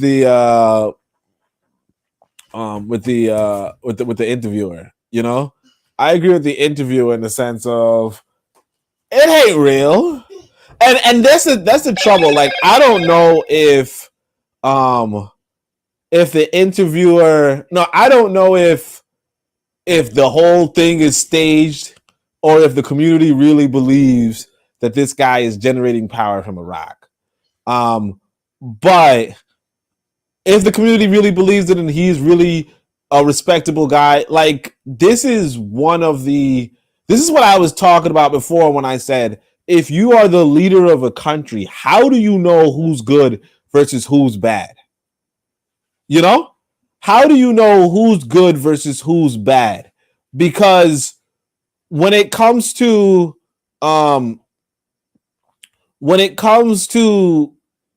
on the top, you're going to have people pushing for you to give this kid an opportunity to, wheel out some rocks and power your hotels. And he's just going to get a bunch of money. I'm not going to hold you. When they were asking, should we sponsor this boy to go to school? I was kind of like, I hope they don't. You know what I mean? Not that I want him to go to school or nothing, but it's like, it's so freaking crazy. It's just so crazy. You know? You want to talk about I want to chew in my head. No, I was just capping, but like, yeah, it's just because, all right, so how you get power, how you get energy. So I think that's a probably important thing. It's really about transferring, I guess you could say, like, usually, like, one of the ways is like kinetic energy to what was it, potential energy, right? So with the dam, it would be you taking the movement of the turbines and then you store up that energy, right? With, like, you could do with a river, that's the same sort of differential. Remember that Sheikh Anta Diop wrote a really good book on the Federated Union of Africa, and he was kind of explaining the different ways to generate energy, type thing. Even with solar energy, you know, you take the photons that are pretty much packets of energy and you convert it. A rock, you put a bunch of wires in a rock, like what? Because the thing about it too, the thing about the rock is that even if you could get some energy from a rock, like even if you could get, I don't know, some of the motions of the atoms that are not really moving that much. I mean, this guy getting that microscopic transformation, okay, fine. Even if you do that, when you take energy out of something, it's conservation of energy. Conservation of energy. When you take energy out of a quote unquote battery, the battery's going to deplete. You know, the reason why hydroelectricity works is because you're really taking from the already present energy from the gravity, right? When it comes to solar energy, you're taking, you know, the sun is already like a huge source of energy, right? For a rock, if like what energy are you taking? And you're getting it from wires? Like, no, come on. Like, come on. Although I could say this. Magnets, like if the rocks were magnetic, you could possibly exploit a magnet, right? But not really, you know. But that's pretty much the only. But like these rocks are not magnets, and well, as far as I can tell. But of course I can't tell because I'm not there. But either way, like, yeah, it's just so dumb. Anyway, that's all I can say. Yeah, only always take the scholarly approach, and with his scholarly approach, he goes into his rambling. It's easy. It's easy. Obviously, the rock probably have some lithium deposits inside of it. So the lithium deposits, when he puts the metal inside the rock, is touching the lithium deposits inside of that stone, and it's generating electricity from it. I mean, that's the easiest kind of example of probably what's happening. You know, and the fact that he doesn't even understand what lithium is, he just sees it as magical. You know, and I think that with a little bit of scientific knowledge and know-how and know what the terms is, he would know there's probably a lot of lithium deposits within that rock that's generating that electricity in that rock. You know, and maybe that area, and this is another thing that extends to the last video, you know, because Elon Musk wants to put a battery that has lithium within it inside the brains of people. That's neither here nor there. Because if this place is lithium enriched, well, they could trade off the lithium inside the ground that they live on, you know, for a substantial amount of money. Because that's going to be something that Elon Musk is coming to look for in Africa. But I think that's what this young guy doesn't understand. And because he is not necessarily an educated person in the field in Western education made that very, very clear. You know, he doesn't understand these kinds of things. But let me also say this.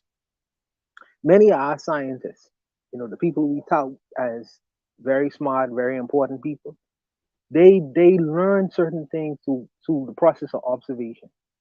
And when they learn these things in the process of observation, they jot these things down in notebooks.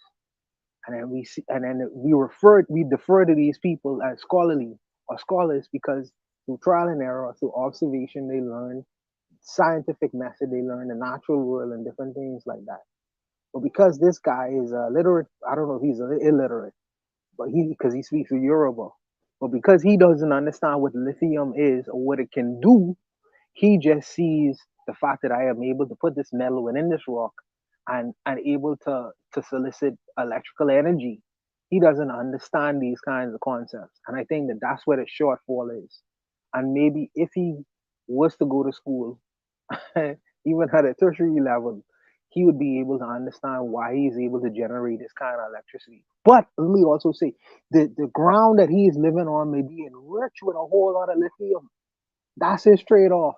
Instead of asking for money, trade that lithium under your feet, brother. You know what I mean? Trade that in for somebody. But I'll leave it, man. Let me say this. Let me actually push. Hold on. When I saw the story, wait a second. When I saw the story personally, first to begin with, I thought it was a 12-year-old boy. I was surprised in this piece to learn it was a 21-year-old man who did this. And I, like Oni mentioned earlier, I thought the story was about electromagnetism. I thought he found some magnetic rocks or something like that. I didn't realize that this dude just attached some wires to a stone and said he powered a house lights. That's kind of bizarre to me. Jagan Mola in the chat kind of echoed those sentiments. He says he's generating the electricity somewhere and it's not from the stone. The probability of him getting the circuitry correct without any electrical knowledge is extremely hard to believe. He says even if the rock has lithium in it, in order to have electricity throughout his home, he would have to have knowledge about circuitry. Yana B says, Oni said, I'm not sure that is how lithium works. Yana B says, exactly. If a chip can go into your head, why can't we get electricity from a rock? Many things out here we are unaware of. And Jagamola agrees with Oni, you have the floor now. Yeah. So that's the thing, because what we see really is this guy just attaching some wires to a rock. Maybe maybe there's something behind the scenes. Maybe it's not that. It's not. We saw the drill. The drilling. You're just biased to Nigerian scamming. You're just. I'm not even. I didn't even know the guy was Nigerian. I mean, I guess I don't know. I mean, But what I'm gonna say is, yeah. So I said, let me just look it up. They say lithium it's a good conductor of electricity, but like whether you could just attach wires to lithium and then it produce, because the thing about this, or so the problem with this situation is it's what. All right, so white people, basically everybody, kind of always dismisses this offhand based off of the fact that this is a perpetual energy machine, So that's one of the first things that people talk about in physics, which is you pretty much just can't get unlimited energy from somewhere. Now, obviously, solar energy is, you could say that's quote unquote unlimited energy, but why it's unlimited energy. It's not really unlimited energy. It's just energy from the sun, right? Wind power, you could say that wind power goes, but you understand, hey, it's because the wind is there. You just transfer that energy. Or hydroelectronics. The trouble with this rock is that it's inert, clearly. And the reality is this, that if there is an energy source that isn't being replenished, then it will have to finish. If it doesn't finish, then that means that you found something that's just creating energy endlessly, inexplicably. And I mean, sure, like, because the thing is this, even the sun eventually runs out of energy. Like even the sun eventually runs out of energy. So the idea that some random rock contains, and like I said, that's not how lithium works. Like you can't just, because the thing is that, again, lithium is a conductor of electricity. What it basically means is that electrons flow more quickly through it. So what you're going to do is you're going to get all of the electrons from the lithium. That's fine, but then you're gonna deplete your source. Because where are the electrons going to come from? No, eventually, and see this is the problem with this story, because we don't know how long the electricity. We don't know how long this electricity is conducted out of this rock. We don't know. As there's a whole lot of things is missing from this story, and I think that eventually, probably what's going to happen is that you're going to deplete that source, and you're going to have to find another rock eventually, if it has deposits of lithium inside of it, to conduct the energy to whatever products is inside the house. So I think that that's left out of the conversation with this particular prompt. Yeah, but here's the thing about that. It's far-fetched, but the reality is this. Okay, so now we know that we have many different minerals that's not necessarily been unearthed, that possibly has the potential to produce energy in on the African continent. We know that. There's many different forms that we deal with. What we deal with in the Western world is lithium and all the things on the whatever table. I forget the name of the table. Coco would know. But what if? Because you don't like to talk about the impossibility, and I understand that we deal with evidence. But what if? Periodic table. But what if we was to unearth a source, some mineral that would be able to be sustainable for long periods of time in terms of providing electricity, just deposits that is probably unnamed. What if that exists? Because I mean, like I say, the white man ain't unearth all the materials that exist on the earth. You know what I mean? So, we only going by the periodic table. But what if there is a source that exists that has the capacity through their deposits to light and sustain energy, an alternative way of sustaining light and energy and certain things like that, and it's found in these poor areas? Is that so unbelievable that could be a possibility? Let me put that on the table. Well, let me say this right here. So the thing about, like I said, lithium is like a lot of these minerals that we value in the West. We value them because they're superconductors, not because they produce energy. I think that lithium thing inside of the guy's head, the Neuralink thing, that would use the energy of the human, the energy of the brain. It would not independently have unlimited energy, or possibly it will be the size that would be powered for a person's lifetime, I guess. But the thing about this rock is that how lithium rich is this damn rock?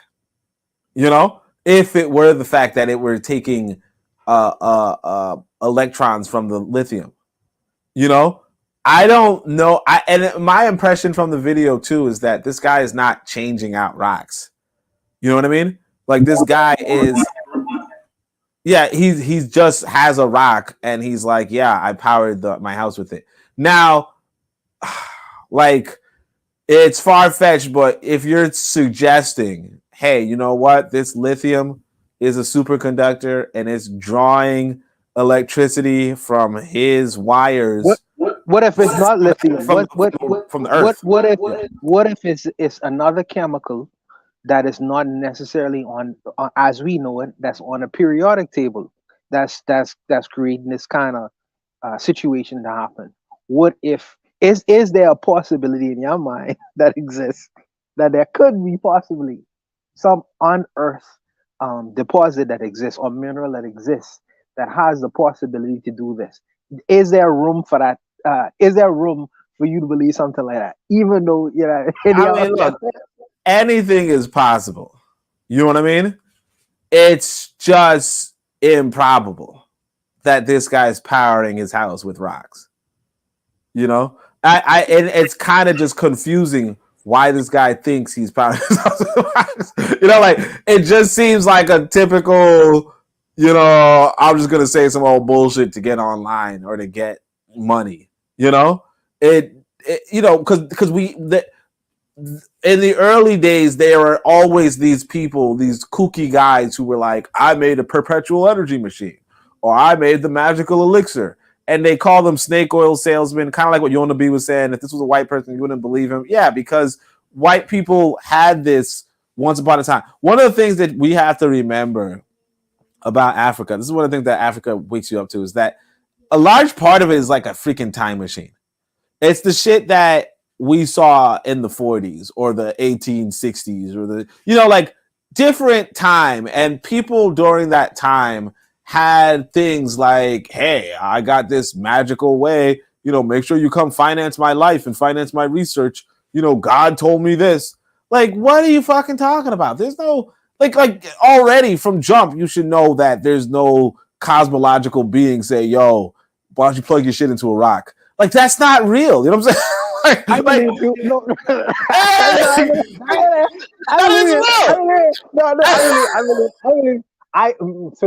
No, I believe. Only trust me. Me and you are starting at the same position. For me, though, I just like to leave room. And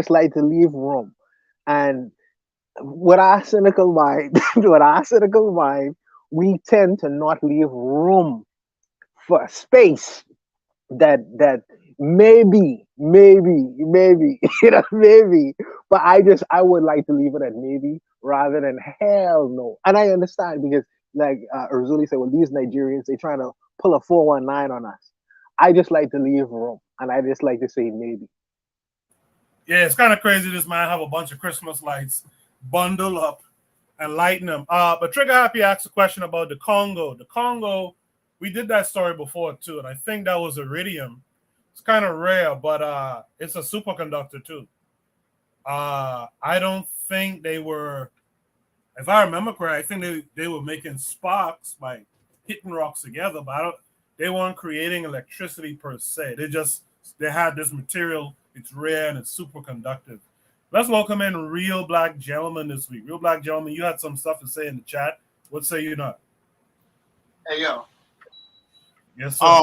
Now this is the thing. Like, I'm not an earth scientist by trade or nothing like that, but I understand a bit of like chemistry. I understand like how it's possible that this lithium rock is basically like generating electricity. Now, if you're gonna sit here and tell me that they make lithium batteries, what's to say that a really like particularly concentrated rock, what I'm saying, if he has a whole bunch of them, maybe he done. Like I said, lithium is it's incredibly reactive. It by its nature is going to bind to damn near anything. So to find a rock with it, what I'm saying, I'm not saying I would love to see more into it, because all you see is wires coming from the. I mean, you got to like break it down, a little bit more. If he could break it down a little bit more, like what's going. I mean, that's the whole thing. I mean, it's not scientifically. I don't think that it's scientifically impossible. It's because, I mean, these are just raw elements. I mean, if you could farm hydrogen out the earth, which is damn near impossible because it's so light, it doesn't bind to the earth. It floats up in space. Like lithium is the lightest thing that can be bound by the crust. It's that relative. If you can have lithium, and what would generate the electricity is just the reactiveness of the lithium to whatever, what I'm saying, just it's going to react. If you understand it has 3 protons, 3 electrons. I want to say how many neutrons, I don't know, but it's like it's going to be able to do a lot. It's when you think about batteries, what you're trying to do, we're just talking about like energy transfer. The ions, the electrons have to move from one. I mean, I'm not an earth scientist by nature, but I know if you're going to sit here and tell me that you have a lithium battery, that the black man who has a rock that has lithium in it is not lighting something up. If he has enough rocks, if he can make a battery if you can make that energy gradient out of whatever rock or whatever material, maybe you want to keep that proprietary. I don't want to knock the man's hustle. I'm just saying that it's to me, it's well in the realm of possibility. I was lightweight skeptical at first, but then I was thinking about the science of it all. It's like, well, yeah, it's lithium. It's again, it's an alkaline metal. It's like sodium, it's potassium. These are the things that you need when you sweat. Your electrolytes,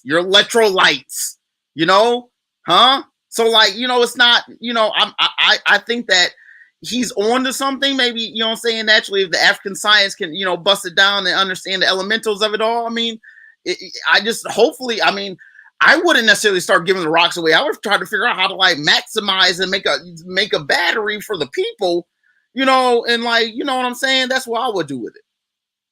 I have a question, and me include to your cynical-minded, westernized bastards, including myself. Would it be different? See, Elon Musk, right? We just been sold with nice pictures, you know, of a brain battery, you know, inside our heads. He said he could have a brain battery that'll improve, you know, the mind of people or whatever. But he used marketing, and I'm curious if this guy was polished, had a good British accent, American accent, was in a nice home, and the wiring wasn't like, you know, all over the place like we see here. And the rock itself, you know, yeah, they carved the rock in a nice, pretty way or whatever, right? Would it be more believable then, as opposed to on rip, how we looking at this particular scenario? Because I'm seeing him in the same vein as I'm seeing Elon Musk. He is selling the same snake oil. But he using graphic pictures. It's like, let's put this in your brain and this will do all this and that. He's selling the same fucking snake oil. He's just, because he has a European face, he's clean shaven, and he has a lot of money.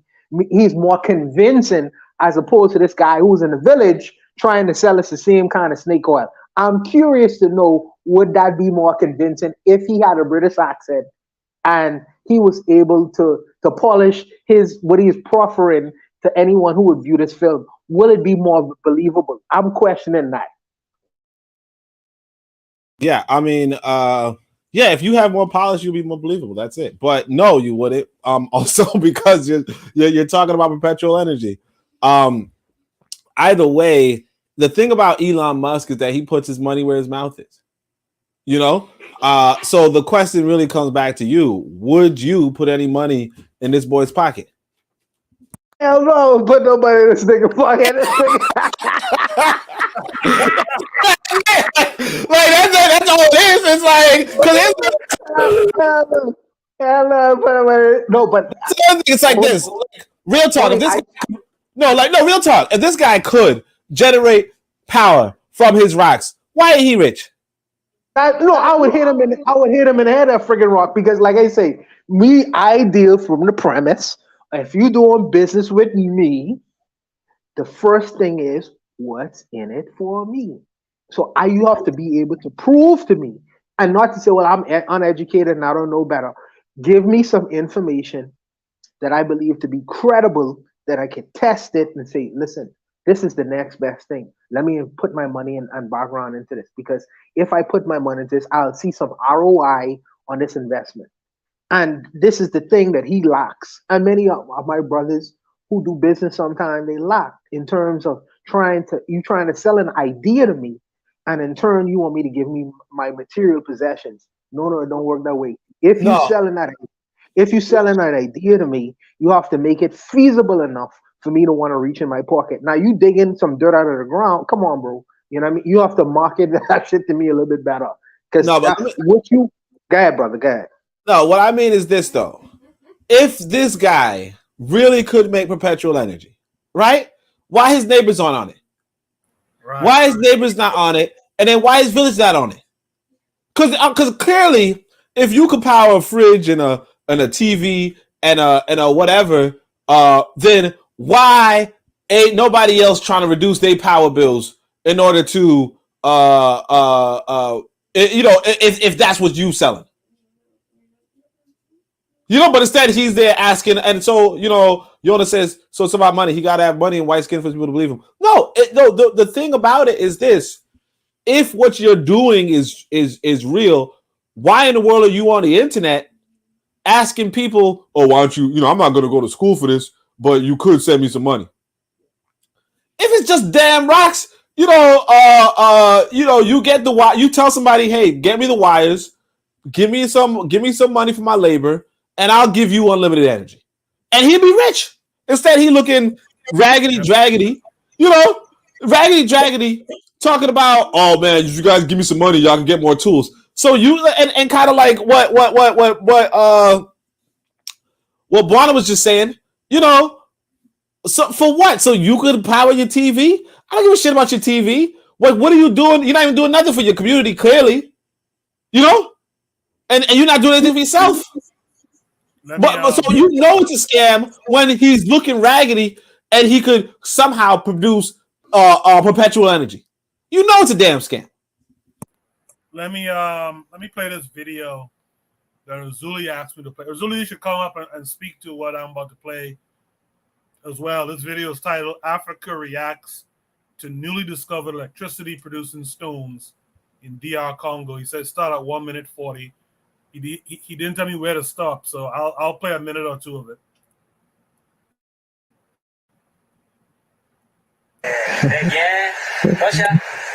Tosha me enough.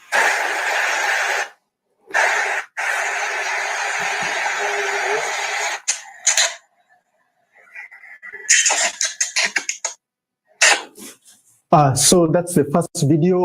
So as you can see, it's a shiny kind of metal that is producing its own power. It's like a battery, but it's a stone or metal thing, right? So there's another video. Let's watch it, and then let's discuss after we've watched all the videos.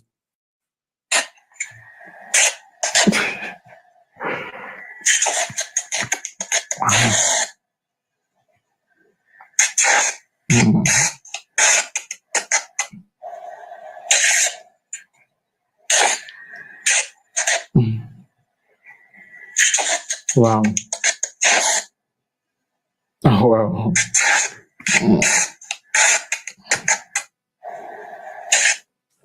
Okay. So those are the two videos, let's discuss them.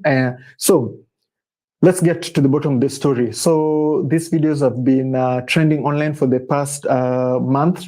And it's obviously in DR Congo because they're speaking Lingala mixed with Swahili, mixed with French, right? Definitely in DR Congo.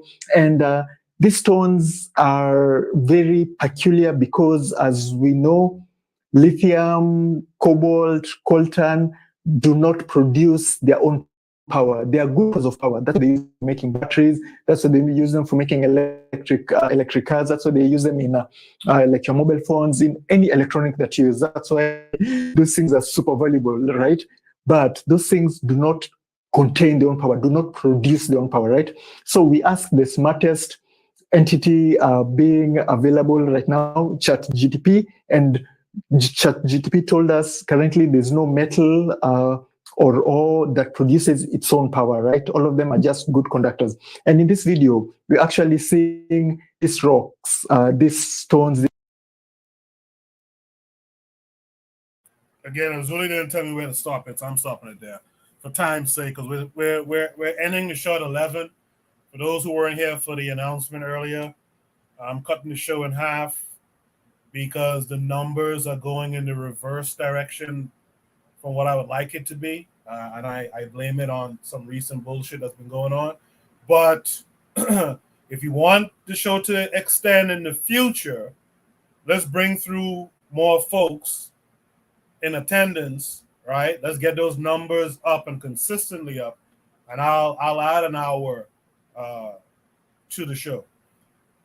So in this video here, they tell you lithium and all that stuff conductors, good conductors, but they don't generate electricity. So what say you guys to these stones in the Congo, which I thought they were iridium, but I guess not. What do you say about these stones sparking up when touched? Anyone could answer. Let's have a real black gentleman.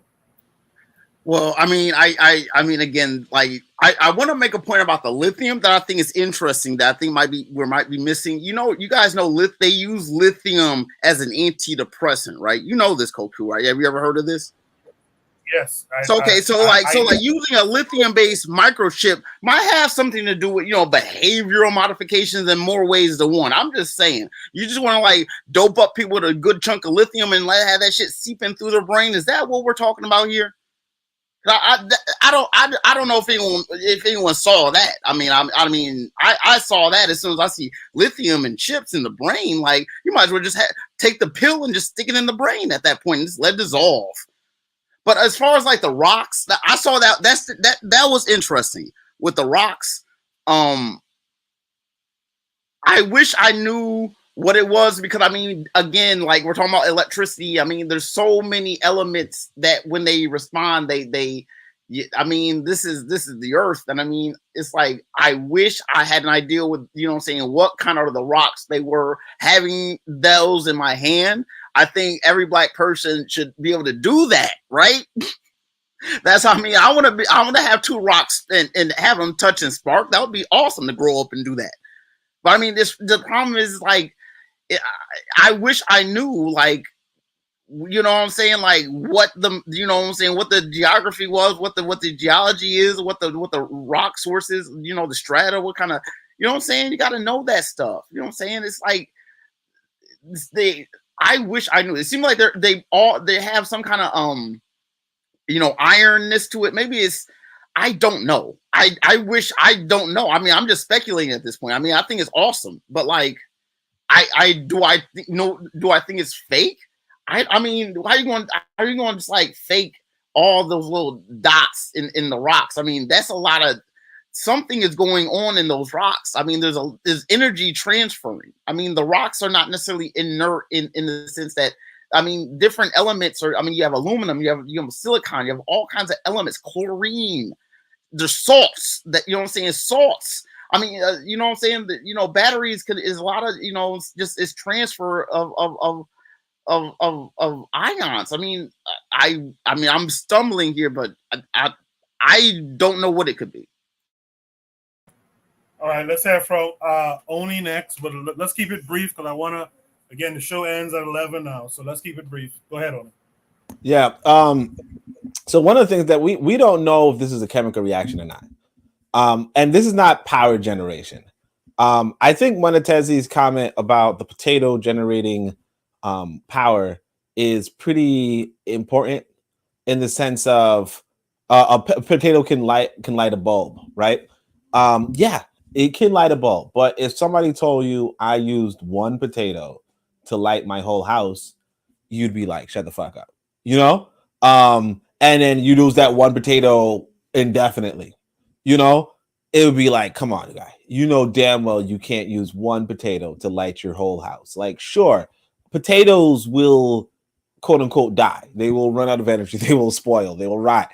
Rocks obviously can't rot, obviously. But that's the part of the reason why they can't be used as batteries. As far as those two rocks colliding and you seeing some sort of energy, or you see some sort of photonic emission, right? What I saw a video online of these guys causing some, like making a track of, I don't want to say like of some metal, and then pouring some you know, like some cold air, I don't know what it was, but like nitrogen or some shit, right?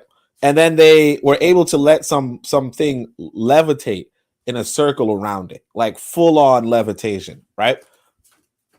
I'm saying this to say not everybody understands everything in physics, especially not our people.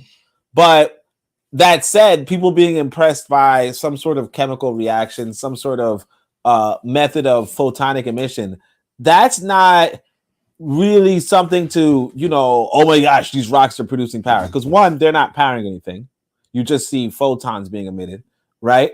And again, you could have that from a chemical reaction. In fact, yeah, Coco could tell us, hey, every chemical reaction, well, not everyone, but some of them are what they call it. I can't remember what it's called, but they release energy, right? And that release of energy is going to look like photons sometimes. So I mean, I'm not impressed, or I don't believe that it's a power source. I would say, yeah, chemical reaction. What are the chemical compounds?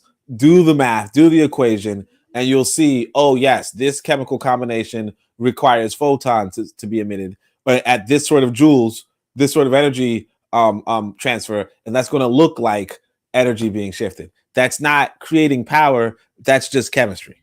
That's it. I think there's a chemical reaction, just quickly, Buana. There's a chemical reaction called a Grignard reaction. It involves magnesium. And that's the thing I thought about eventually with this with this story here, it could just be like a Grignard reaction where you basically combust magnesium chips and that releases light. That's all we saw here was light. And you know what's funny about this? In how Europe underdeveloped Africa, one of the things I always think about from that book is the Africans were fooled by like little magic tricks. Oh, look, I made a coin disappear. Hey, I pulled it out your ear or something. Like, and it's so cringeworthy when I think about that. And sometimes we still get fooled by little magic tricks today. Why don't you get the last word? Yes, sir. The only thing I have to add to this is a very important conversation, extremely important, and I wish more Black people were to patronize this kind of conversation, because you have in this class right now, you have the scientifically literate in terms of Koku and Oni, and you have the people who are spiritually literate like Erzuli and Trigger Happy. We need to come to have a conversation and be in the same room together, so we could tease out a lot of different things, dismiss certain things, and keep certain things. I feel like this is what moves us forward as a people, because we are very spiritually minded, but there are some things that we need to have enter the room, which is cynicism, which is people who are scientifically literate, to say, okay, yeah, that sounds good, on a metaphysical level, but let's deal with the natural world. This is what we contending with right now, and I think that more Black people need to be in this room right now. Very important, because you gain a lot of things from sitting in this room right now with this kind of conversation. I'll leave it there. Appreciate it. That was topic number 3. We're going to go to topic number 4. Shoot the Breeze topic number 4 is, by the way, thanks to Tezzy and them who joined recently, Jagan Mulu. Stand on Business. I think Stand on Business is new here. I don't remember seeing that name before. So thank you all for coming through. We're going to finish it strong. Shoot the Breeze topic number 4 is why some people think the so-called third world don't use refrigerators. I thought this was an interesting prompt, and I see it's our boy, the Chief, Afro Think Tank. Let's watch it, and then we'll talk about it.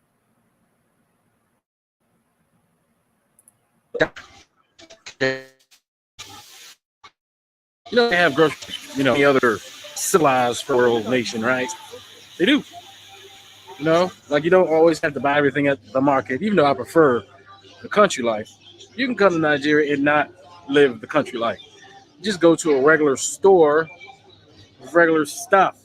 They got all the same product. You got your bakery over here with your baked goods and your fancy stuff. They got all that crap. All that crap here. People are living just fine here in Nigeria. Just fine. Look, you want to get your vegetables? You can get your mixed vegetables. They got the freezer section like every place else.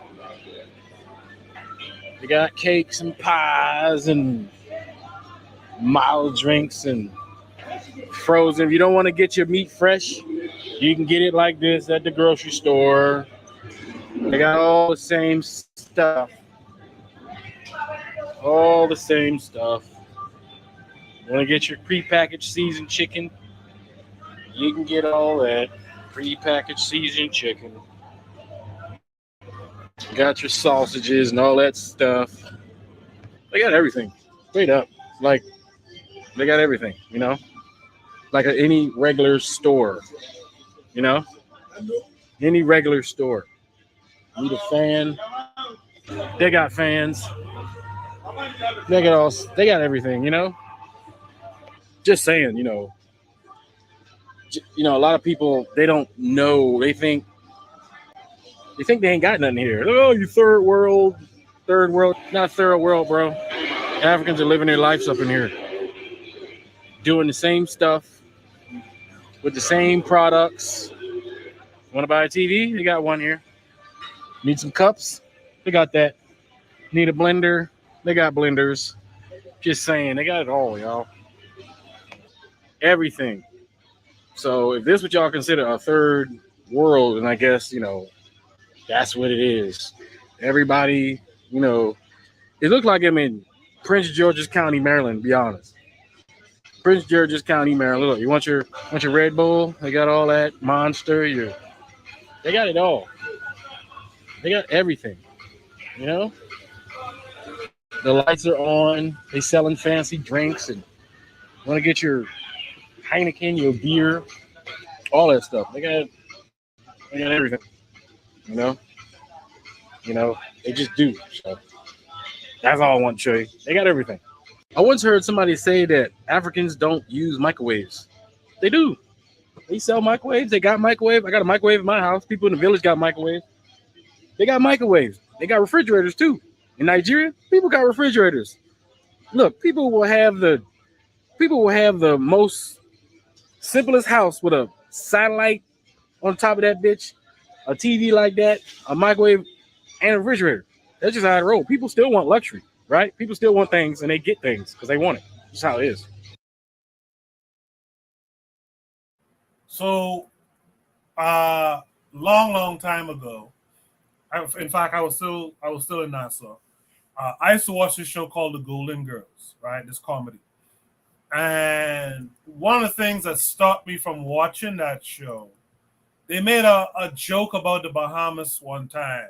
And it was something like we was living in trees and swinging on vines or something like that. Some shit like that.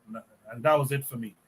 I didn't appreciate the disrespect. But believe it or not, there's always been, and I'm sure that it still is the case, that there's folks who come to these so-called third world countries, like the Bahamas, like Jamaica, Trinidad and whatnot, and parts of Africa, and just surprised that, oh, y'all have things here? Like, yes, we have things here.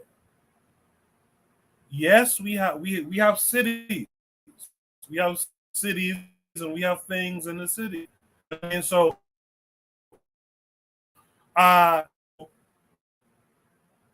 folks stateside that and elsewhere, that you don't have to be afraid of Africa because you think you can't find the things that you prefer, the things that you're used to there. You want Heineken? Go there. There's Heineken there. There's Milo, which I can't stand personally, but there's Milo there, right? There's microwaves, there's fans and ACs. You ain't gonna be sweating and dying from heat and all kind of stuff like that. There's things that these places have things going on, but the average person, and I hate to say it, but the average Black American thinks that there ain't nothing going on in Africa, or there ain't nothing going on in the Caribbean, and it's just not true.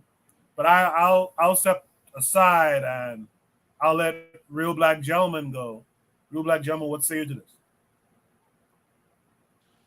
I mean, I suppose there's ups and downs to, modernizations and all that. I mean, there's nothing wrong with being able to produce electricity. There's nothing wrong with that. But what winds up happening is that if you're not producing all the raw components, it winds up being an economic sink.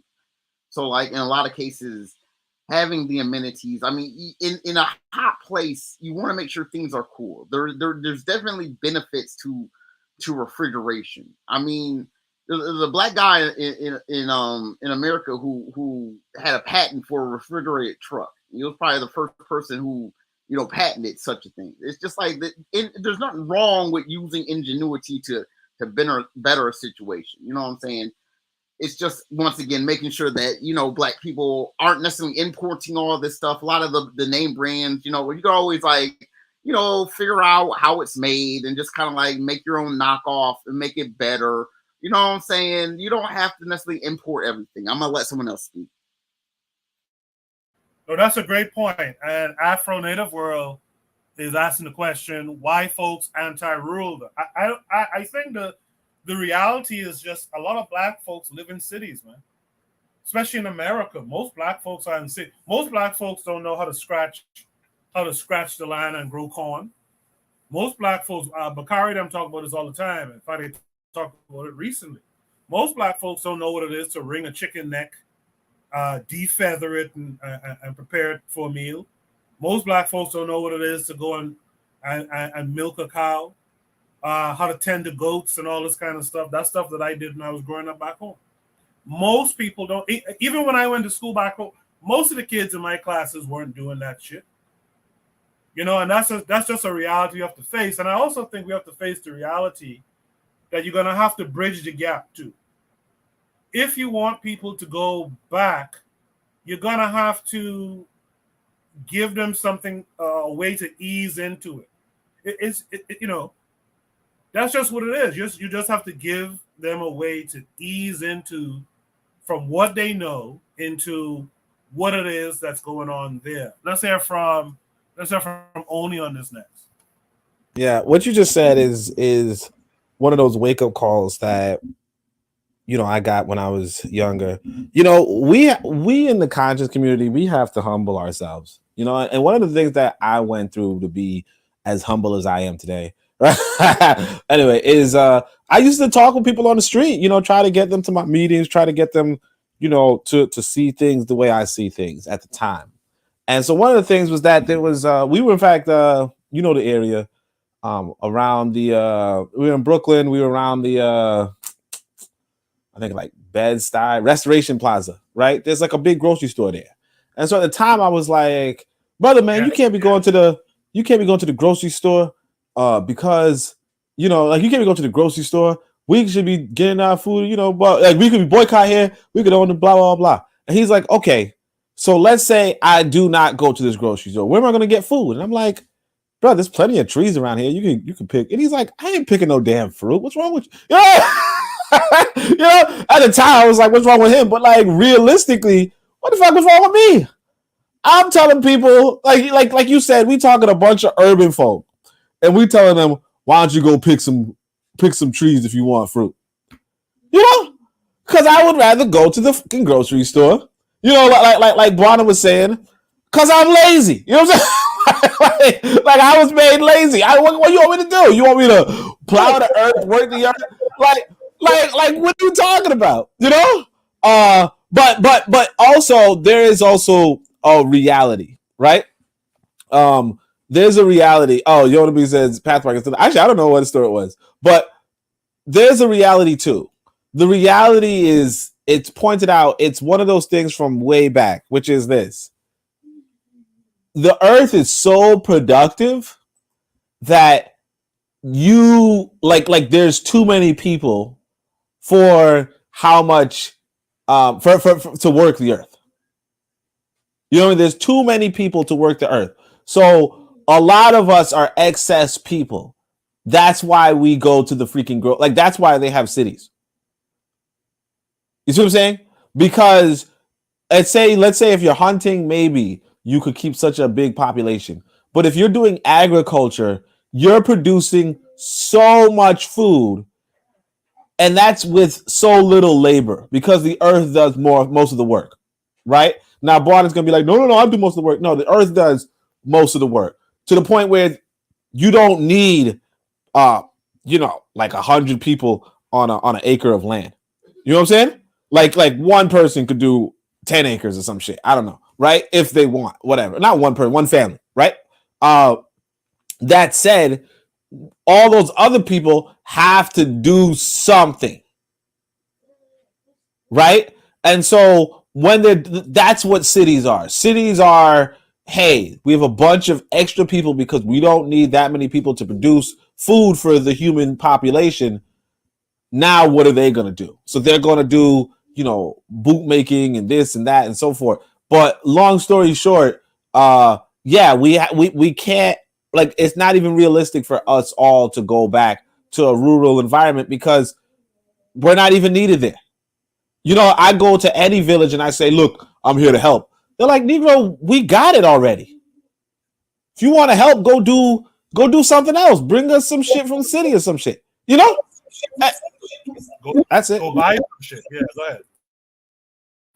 Yeah, No, yeah. no, Dragon Mulu, Trigger Happy, Afro Native World. I hear what y'all are saying. I'm not disagreeing with it.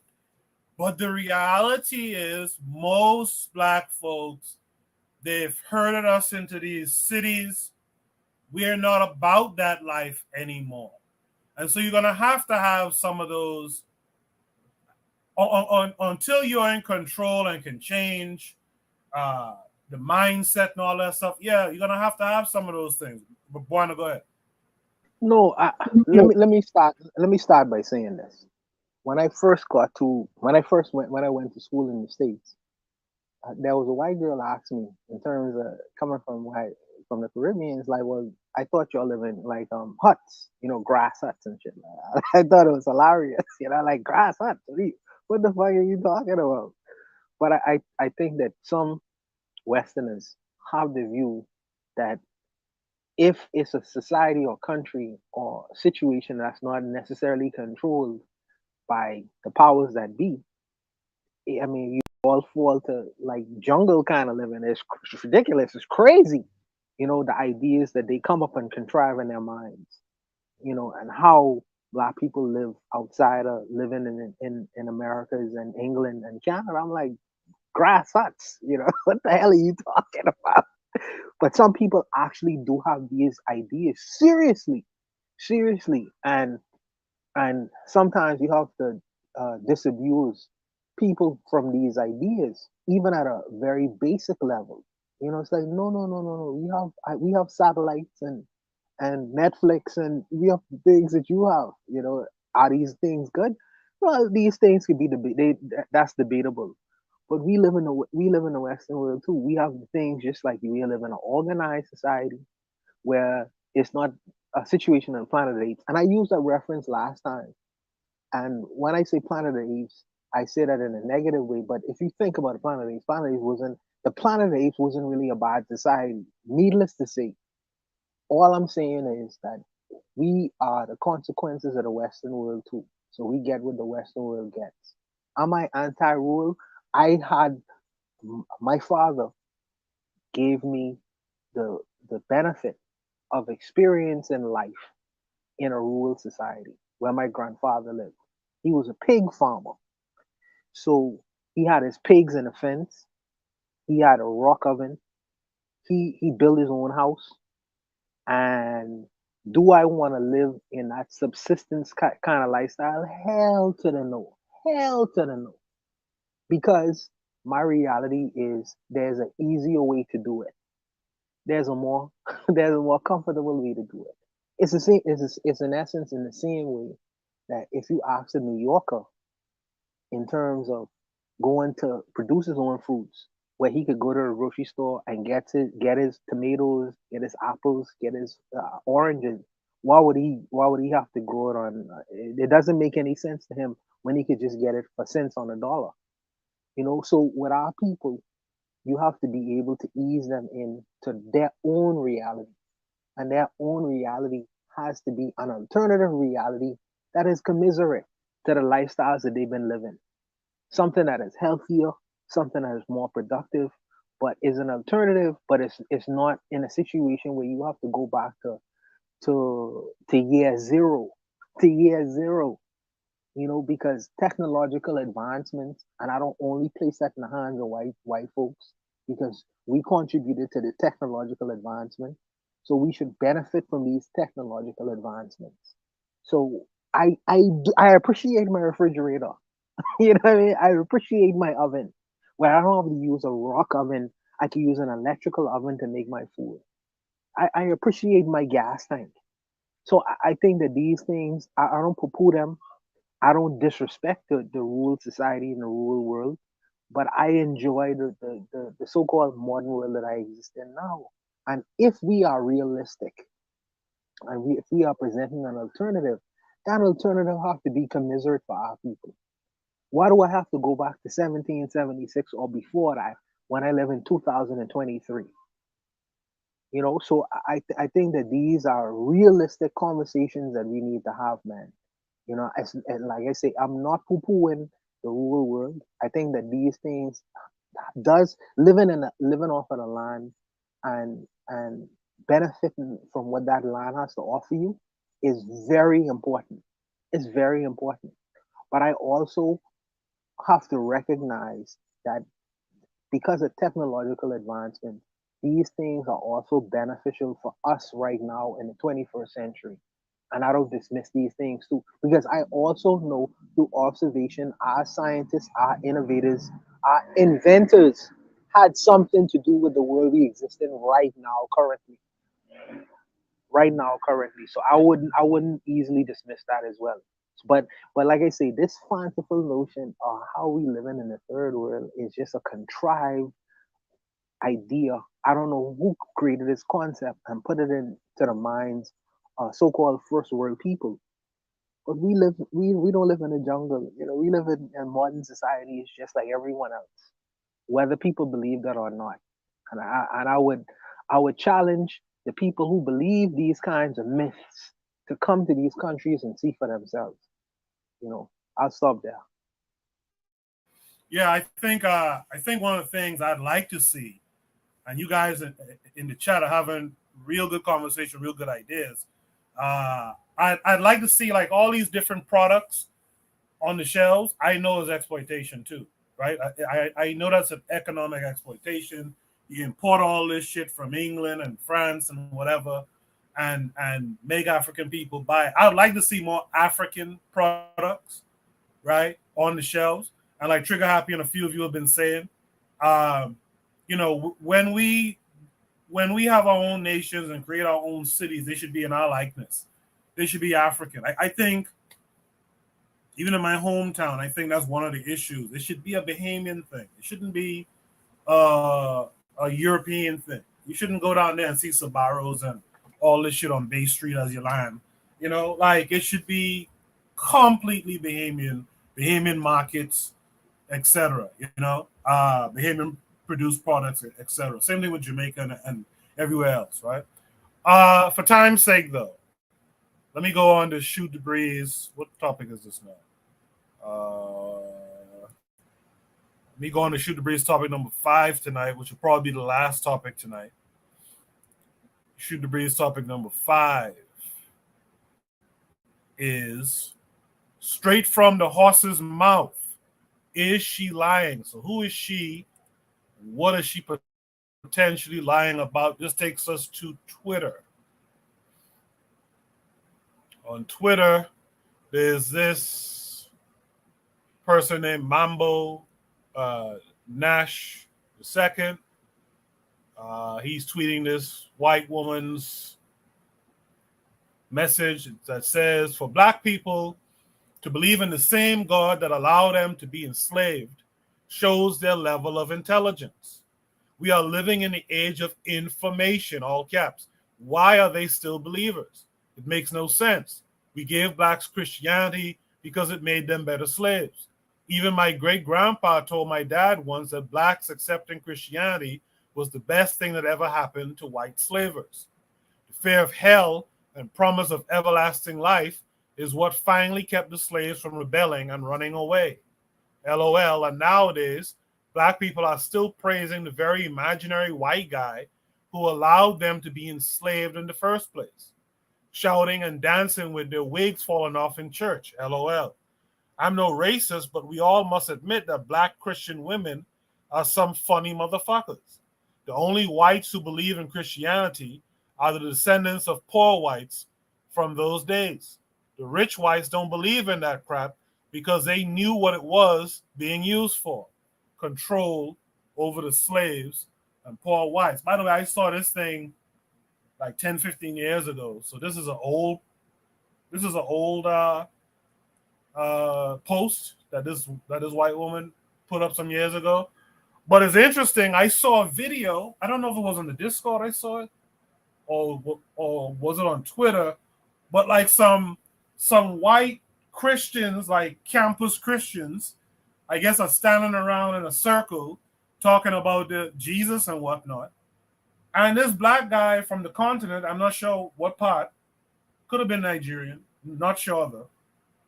He comes there and says,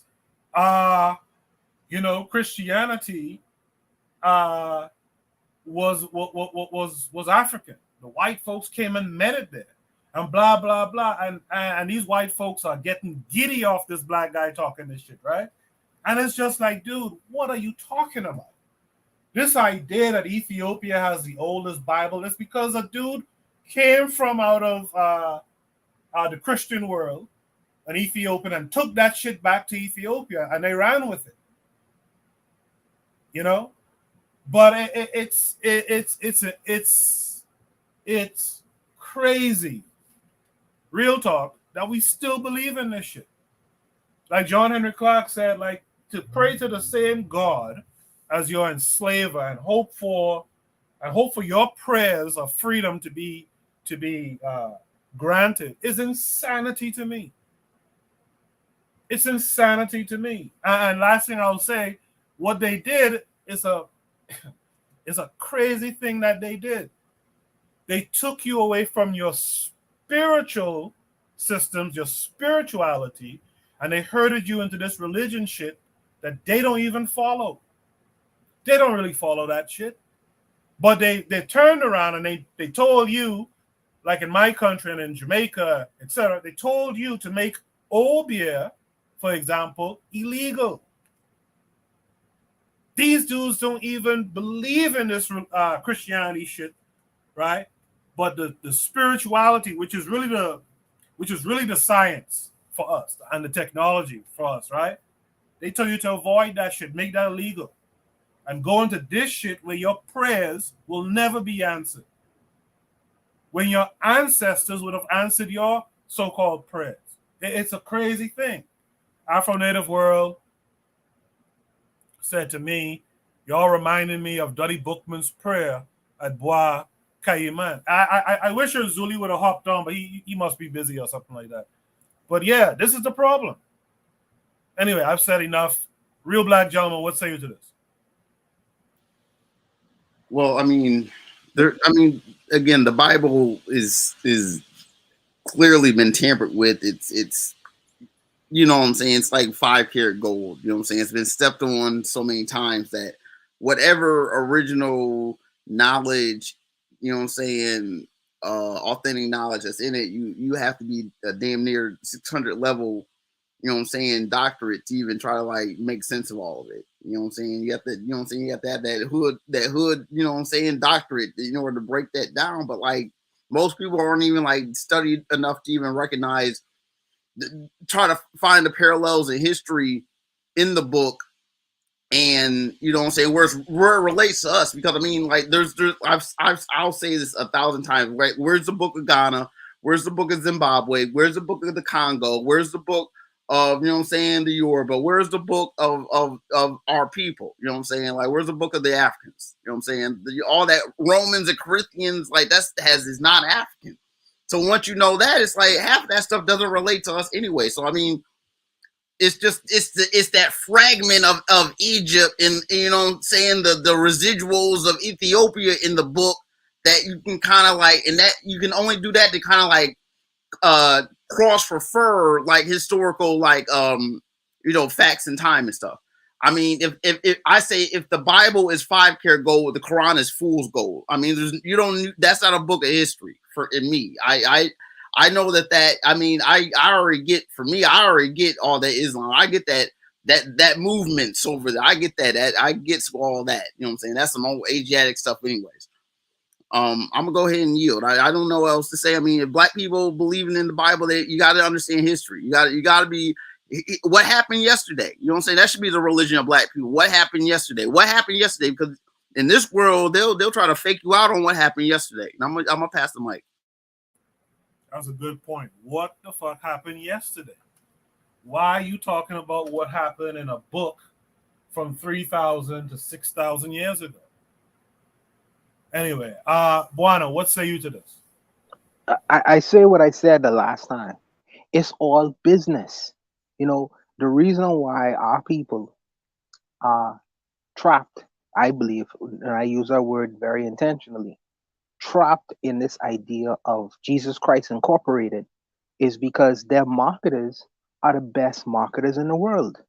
You know, and their competition is Muhammad incorporated.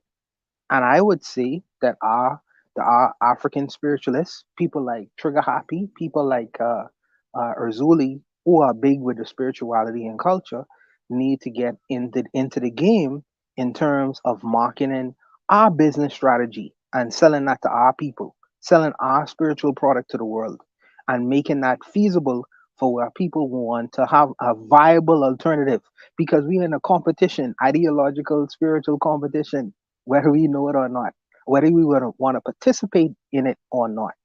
And this is the reason why you see the Mormons on bicycles in predominantly black countries, proffering and selling their spiritual beliefs and ideas to a predominantly black population of people. They are selling their ideas. They go all over the world to do it. Now, granted, one may say we don't have the money to do it, but you have the voice to do it and you have access. Access, the YouTube is universal access. Universal access. So where the Hebrew Israelites are succeeding in proffering their spiritual message, where the Yahweh ben Yahwehs of the world and the Wabians are succeeding, you follow their examples of selling the ideas to the world. Go to the people, meet them where they are, and you sell your ideas to the people as an alternative to what's been sold to them already. Because this is a fight, and we are engaging in a competition of ideas, spiritual ideas. Who gonna run the roost? So far, the Christians are out front because they had a time period of it, even though didn't have the longest time period of it. They had a time period of it.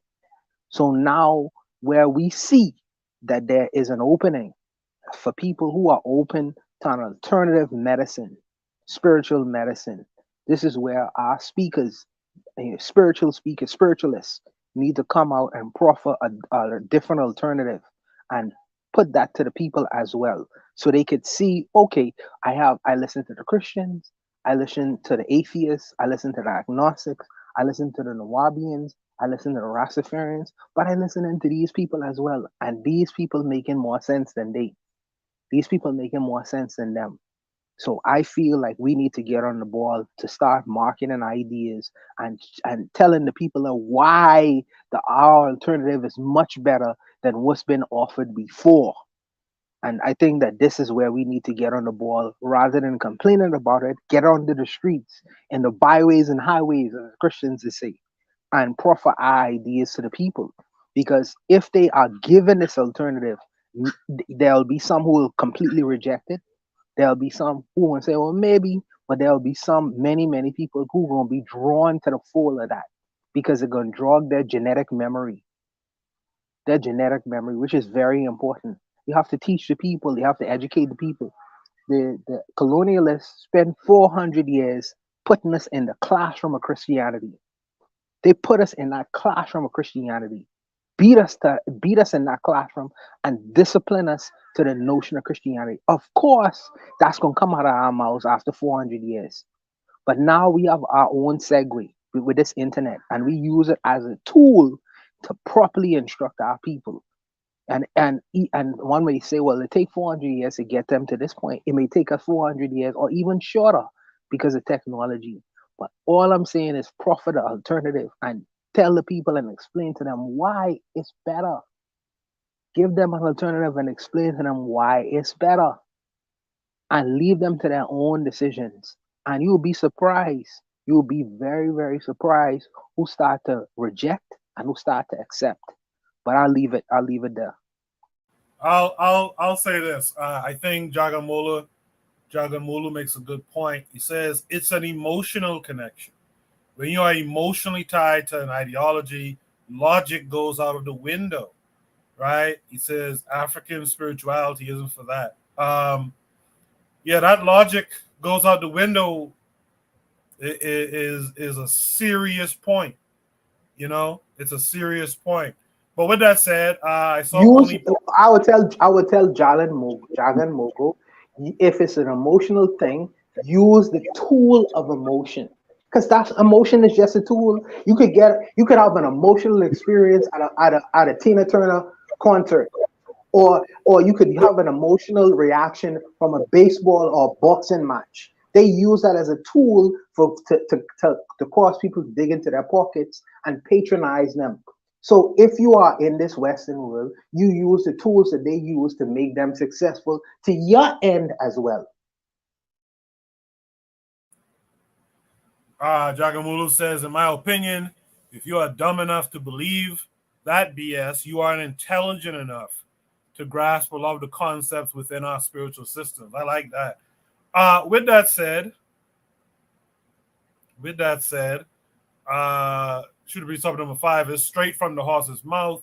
Is she lying? Only you've heard what everyone had to say. You've seen the comments in the chat. You've left some of them there yourself. What say you to this? No, she ain't capping. She telling like an IS is. But here's the thing. So I want to read these things that I put in the chat. One, Bobby E. writes, quote, if white people didn't give us good food, but they didn't give us good clothing, they didn't give us good houses, why did they give us such good religion? You understand? They didn't. It's bizarre. Like, that's probably the first clue. You know what really turned me away from Christianity when I was turned away from Christianity. Like, I never really believed in it. But one time, I think I was in elementary school, and the teacher proudly told us, or it might have even been like high school, I don't know. But teacher told us the guy who writes Amazing Grace, he was a slaver. Like, he was literally going to Africa, picking up people, and then bringing them over to America. Tons of people, like, everybody's outraged about some dumbass fucking white boy jumping off of a cruise ship into shark infested water. Our ancestors, or not even our ancestors, but people who are in the villages with us, you know, in the cities with us, they had to jump off of ships, or they didn't even. They died in the boat, and then they were thrown into these waters. But how outraged we are at this one little white boy voluntarily jumping into shark infested water. That's how a lot of our people went. And the guy who writes Amazing Grace was one of those people who was tossing black folk out off of the side of ships, and then black folk today singing that song with their whole heart. Whitney Houston style, you know, like Bwana just said. You go to the church and you hear a woman, amazing, you know, I said amazing. She's singing songs of a man who would throw black folk off of a fucking boat into the shark's mouth. It was so bad that the sharks would follow the slave ships. They would alter their course and say, you know where it's good eating? Right? You know where good eating is? Anyway, so obviously the whole premise of this religion is it was to control the black mind. Right? But you know, and then today for you to go along with it. Like, I understand you going along with it at that time. Why? Because, you know, they was going to control you one way or the other. But that's what I've said about, you know, like when Bonner was saying, hey, you sure people can't leave? The gate is open. Like, that's the thing. Like if you ran away from the plantation, they would chase you. There were slave catchers. There are no slave catchers. That's the big thing that people don't get. When you go to Africa, you realize, you know what? There are no slave catchers. Don't nobody care that I left. This white boy not losing a damn day of sleep saying, damn, where's Oni? What is Oni up to? He don't give a fuck. When you're in America, you thinking, man, this man he's just listening to every fucking conversation I got. You know what I'm saying? Like, I was listening to Baruti the other day. Baruti talking about, man, I know it's dangerous if I say this, but, you know, we black people got to stand up. And they might just knock on my door tomorrow. I don't know if that's the case, but damn sure if you go to Africa, he ain't knocking on your damn door.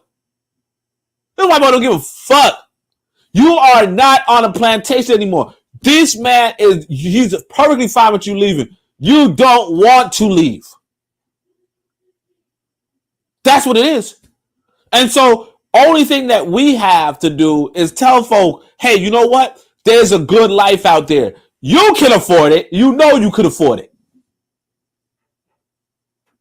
1 month of rent could treat you for a year in Africa. And we know you can afford your rent. And we know you can afford a 1/12 of your rent. So what do you want to be with this white boy? And because you do, all right, fine. But just say that. Remind me that video, and I know this is the last prompt, so I'm just, but I remind me that video where the guy says, look, man, if you're gonna be with a white woman, stop talking black, because you're confusing people. And that's what it is when it comes to either being in America or even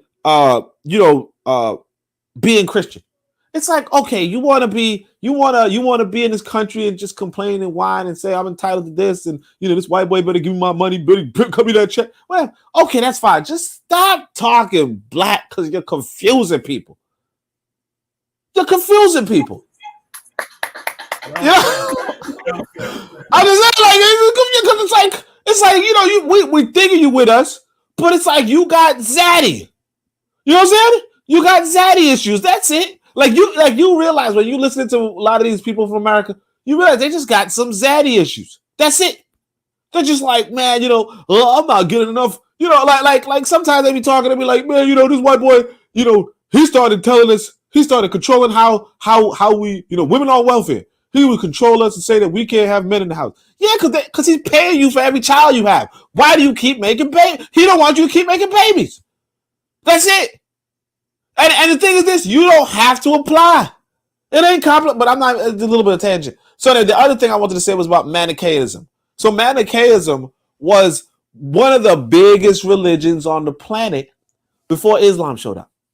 So there was, traditional Christianity, and then there's Manichaeism. And this was a world religion to the point where everybody knew about, look how everybody knew about Islam. Everybody knew about Manichaeism.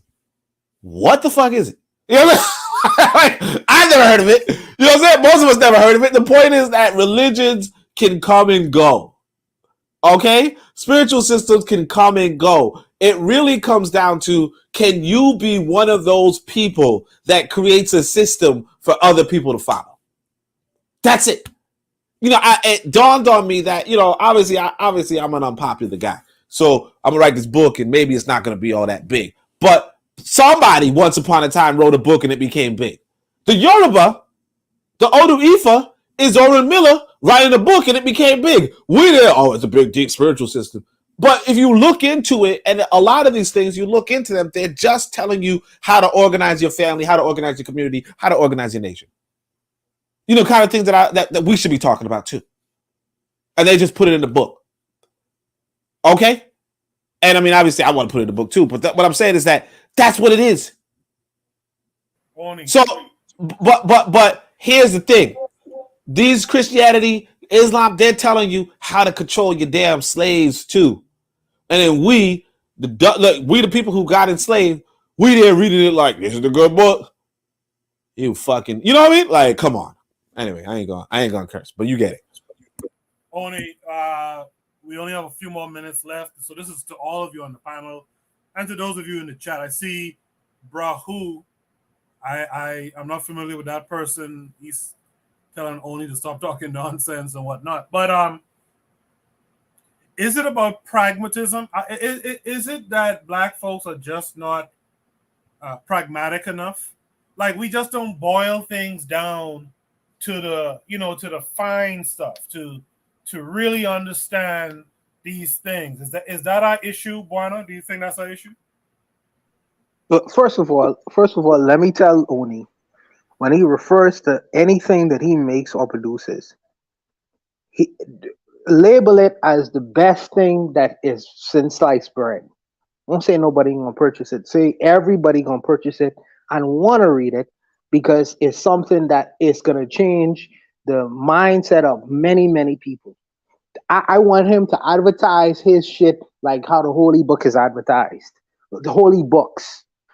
Okay? That's first and foremost. Don't say that. You are a scholar and you have something to say, and don't downgrade your work. But as far as being a pragmatist, I think we are taught that this is something, like I say, we've been in the classroom for 400 years. So of course they can teach us to think outside of ourselves, or refer or defer to something outside of ourselves in terms of something that's coming that's going to save us and make us better. You know, we have not been taught to refer to our inner self, trying to discover what's going on inside us to resolve whatever problems we may have. This is something that's been taught and conditioned into the minds of people for 400 years. You know what I mean? So to displace that is almost like swimming upstream. But you have to swim it regardless. You have to swim regardless, because some people can get you on and they say, you know what? It's difficult to go on this narrow route, but it's something that I could go anyways. And at the end of it, maybe I might find my salvation. And you have the people have buy-in into the end of that treacherous journey. You will find your salvation, because many people think in the easy way, all I got to do is pray to Jesus and all the problems that I have gonna be answered. I don't have to refer to myself. Let me deal with something from some supernatural thing that's gonna occur. This is conditioning. And the reality is, it's only through the process of trial and error, to thinking, to executing, you won't be able to solve your material problems, your natural world problems. This is the truth that our religious institutions don't want to tell to the people. They want to follow the same form and format and conditioning the minds of the people to look outside of themselves to resolve whatever issues they may have.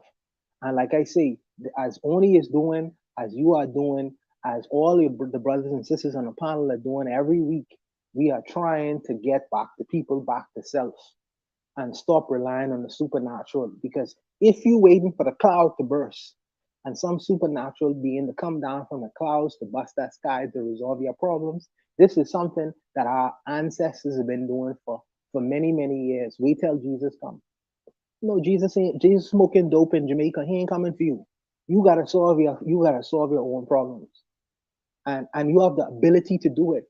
You know what I mean? But for you develop a mindset and a dogged determination to solve your problems, then you will always be considered to be secondary or second class to everyone else, because everyone else, look around the world, everyone else is figuring their way and solving their problems. China don't talk about Jesus. China don't talk about Jesus at all. But yet still, they was able to climb out of the poverty-stricken situation they was in to be a competitor as a super global power right now. So you must follow the examples that are successful. You know, real world talk. I'm not dismissing African spirituality. I'm not saying that it's in the clouds. I'm not saying dismiss your whatever religion you may come from, but I'm saying that there are some things that's within that you could contribute to yourself to solve your own problems. We have to be, as a people now, to be problem solvers, real problem solvers, and not to defer to the mystical and the unseen. We could do it ourselves. But I'll leave it there. I appreciate that. Buana, Real Black Jump, you want to add any last thoughts in the final few minutes here? I mean, as far as like spirituality, it's like, once again, it's like, I mean, it's not a hard thing. It's just people coming together and talking about how they're going about doing, making what they believe manifest. I mean, it's not spirituality. I don't think is something that you do by yourself. I think that it's always this. When we say, I almost sound like a wild thing. When people talk about community, what they're really talking about is spirituality. It's just like a civic spirit. There's nothing wrong with that. Oni is saying, I give big ups to Oni. Oni, you know what I'm saying? Oni cuts to the quick. I mean, it's true. If ultimately Black people want to be their best, I'm not too sure how would I say it? The tensions and the expectations of America are going to yield to Black prosperity. It's difficult. I mean, ultimately, I would say that, you know what I'm saying, being snatched up out of America. Like, I'm definitely going to advocate for anyone going back to Africa. I'm not going to sit here and say oh, don't go back to Africa. Don't look at Africa. Don't talk about Africa. Don't talk about what's going on in Africa. Don't see Africa as a geopolitical entity. Don't see aspects of Africa as being geopolitical. And I think that going back to Africa is the most commendable thing that a Black person can do. I'll definitely advocate for that. Yeah, the nature of people wanting to come to America, Africans wanting to do that straight from the continent. It's difficult because we're all born and we all have incomplete knowledge. And even as we grow up and become mature adults, like our knowledge, we tend to know more about things and not know. And in some areas we know an incredible amount, but it's just having that understanding is the difference between, what you don't knowing what you don't know. And like when we talk about religion, it's like, I know that I don't know, like, if any of this can be verified in this book. I know I don't know if I can, ascertain Moses and all of that. It's like, better. And you can go back to Africa. You can go back to, there's places in African people on they over across the ocean who say, so it's not a mystery. Go back to Sankofa. It's not taboo to go back and fetch that which belongs to you. I'm gonna pass the mic. Thank you for that, RBG. Brother Bakari just joined us, but Bakari, I don't know if you know, you might have been over on Cassidra's show at the time, but we're ending the show at 11. I'm making a 3-hour show. You guys can catch the playback as to why. Brahu, or however you pronounce your name, if you want to come through next week, come on the panel. Don't throw shots from the peanut gallery. Anyway, that's the show tonight. Like I said, for the foreseeable future, we'll keep it at 3 hours. If you guys want it longer, you got to bring more people in to view. All right. I want to thank the panel. Oni, you want to shout out anything this week? Nah, well, shout out to the program. Shout out to Brother Bakari, my brother from another mother. Shout out to everybody in the chat. I asked Yona B to grace us with her accent. She didn't. But beyond that, tomorrow I'm gonna be. So now that I guess you get some sleep before I do my podcast. That's cool. But tomorrow I'm gonna go over the Ugandan bill. I want to see. I want to read it for myself because a lot of us were kind of like, why are they doing this? But some parts of it, the harsher parts of it, is like if you attack a child. You know what I mean? So I think that's pretty interesting, and so I'm just gonna explore that a little bit. That's pretty much it. Juana, you want to shout anything out this week? No, shout out to the show. We just got a taste of the Bitter Medicine podcast, and usually people need to get a taste to get some of that desire to come back. Shout out to Oni. He was on fire tonight. I could decipher through a lot of that Jamaican tether Bible that he usually goes on with, and he did a great job tonight. And shout out to all the other panelists, man. Big up. Appreciate you. Appreciate everyone who was here. Real Black Jummy, you want to shout anything out this week? I want to shout out the summer. I'm gonna shout out I want to shout out standing up on my own 2 feet, man. That's what I'm gonna shout out on. I had a rough week, but I want to give a shout out to my work partner, young brother. You know what I'm saying? I work with him. You know what I'm saying? I've been trying to set him straight.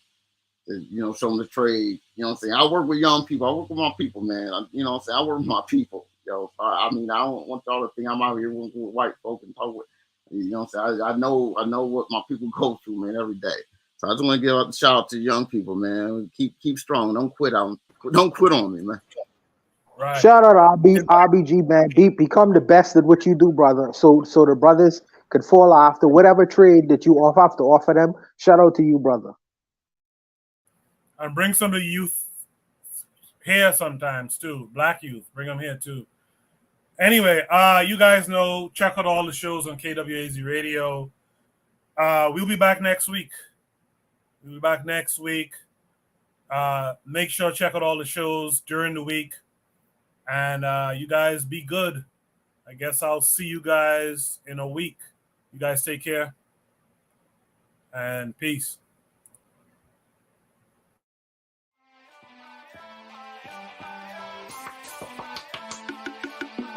Thanks for listening to the Bitter Medicine Podcast with your host, Koku.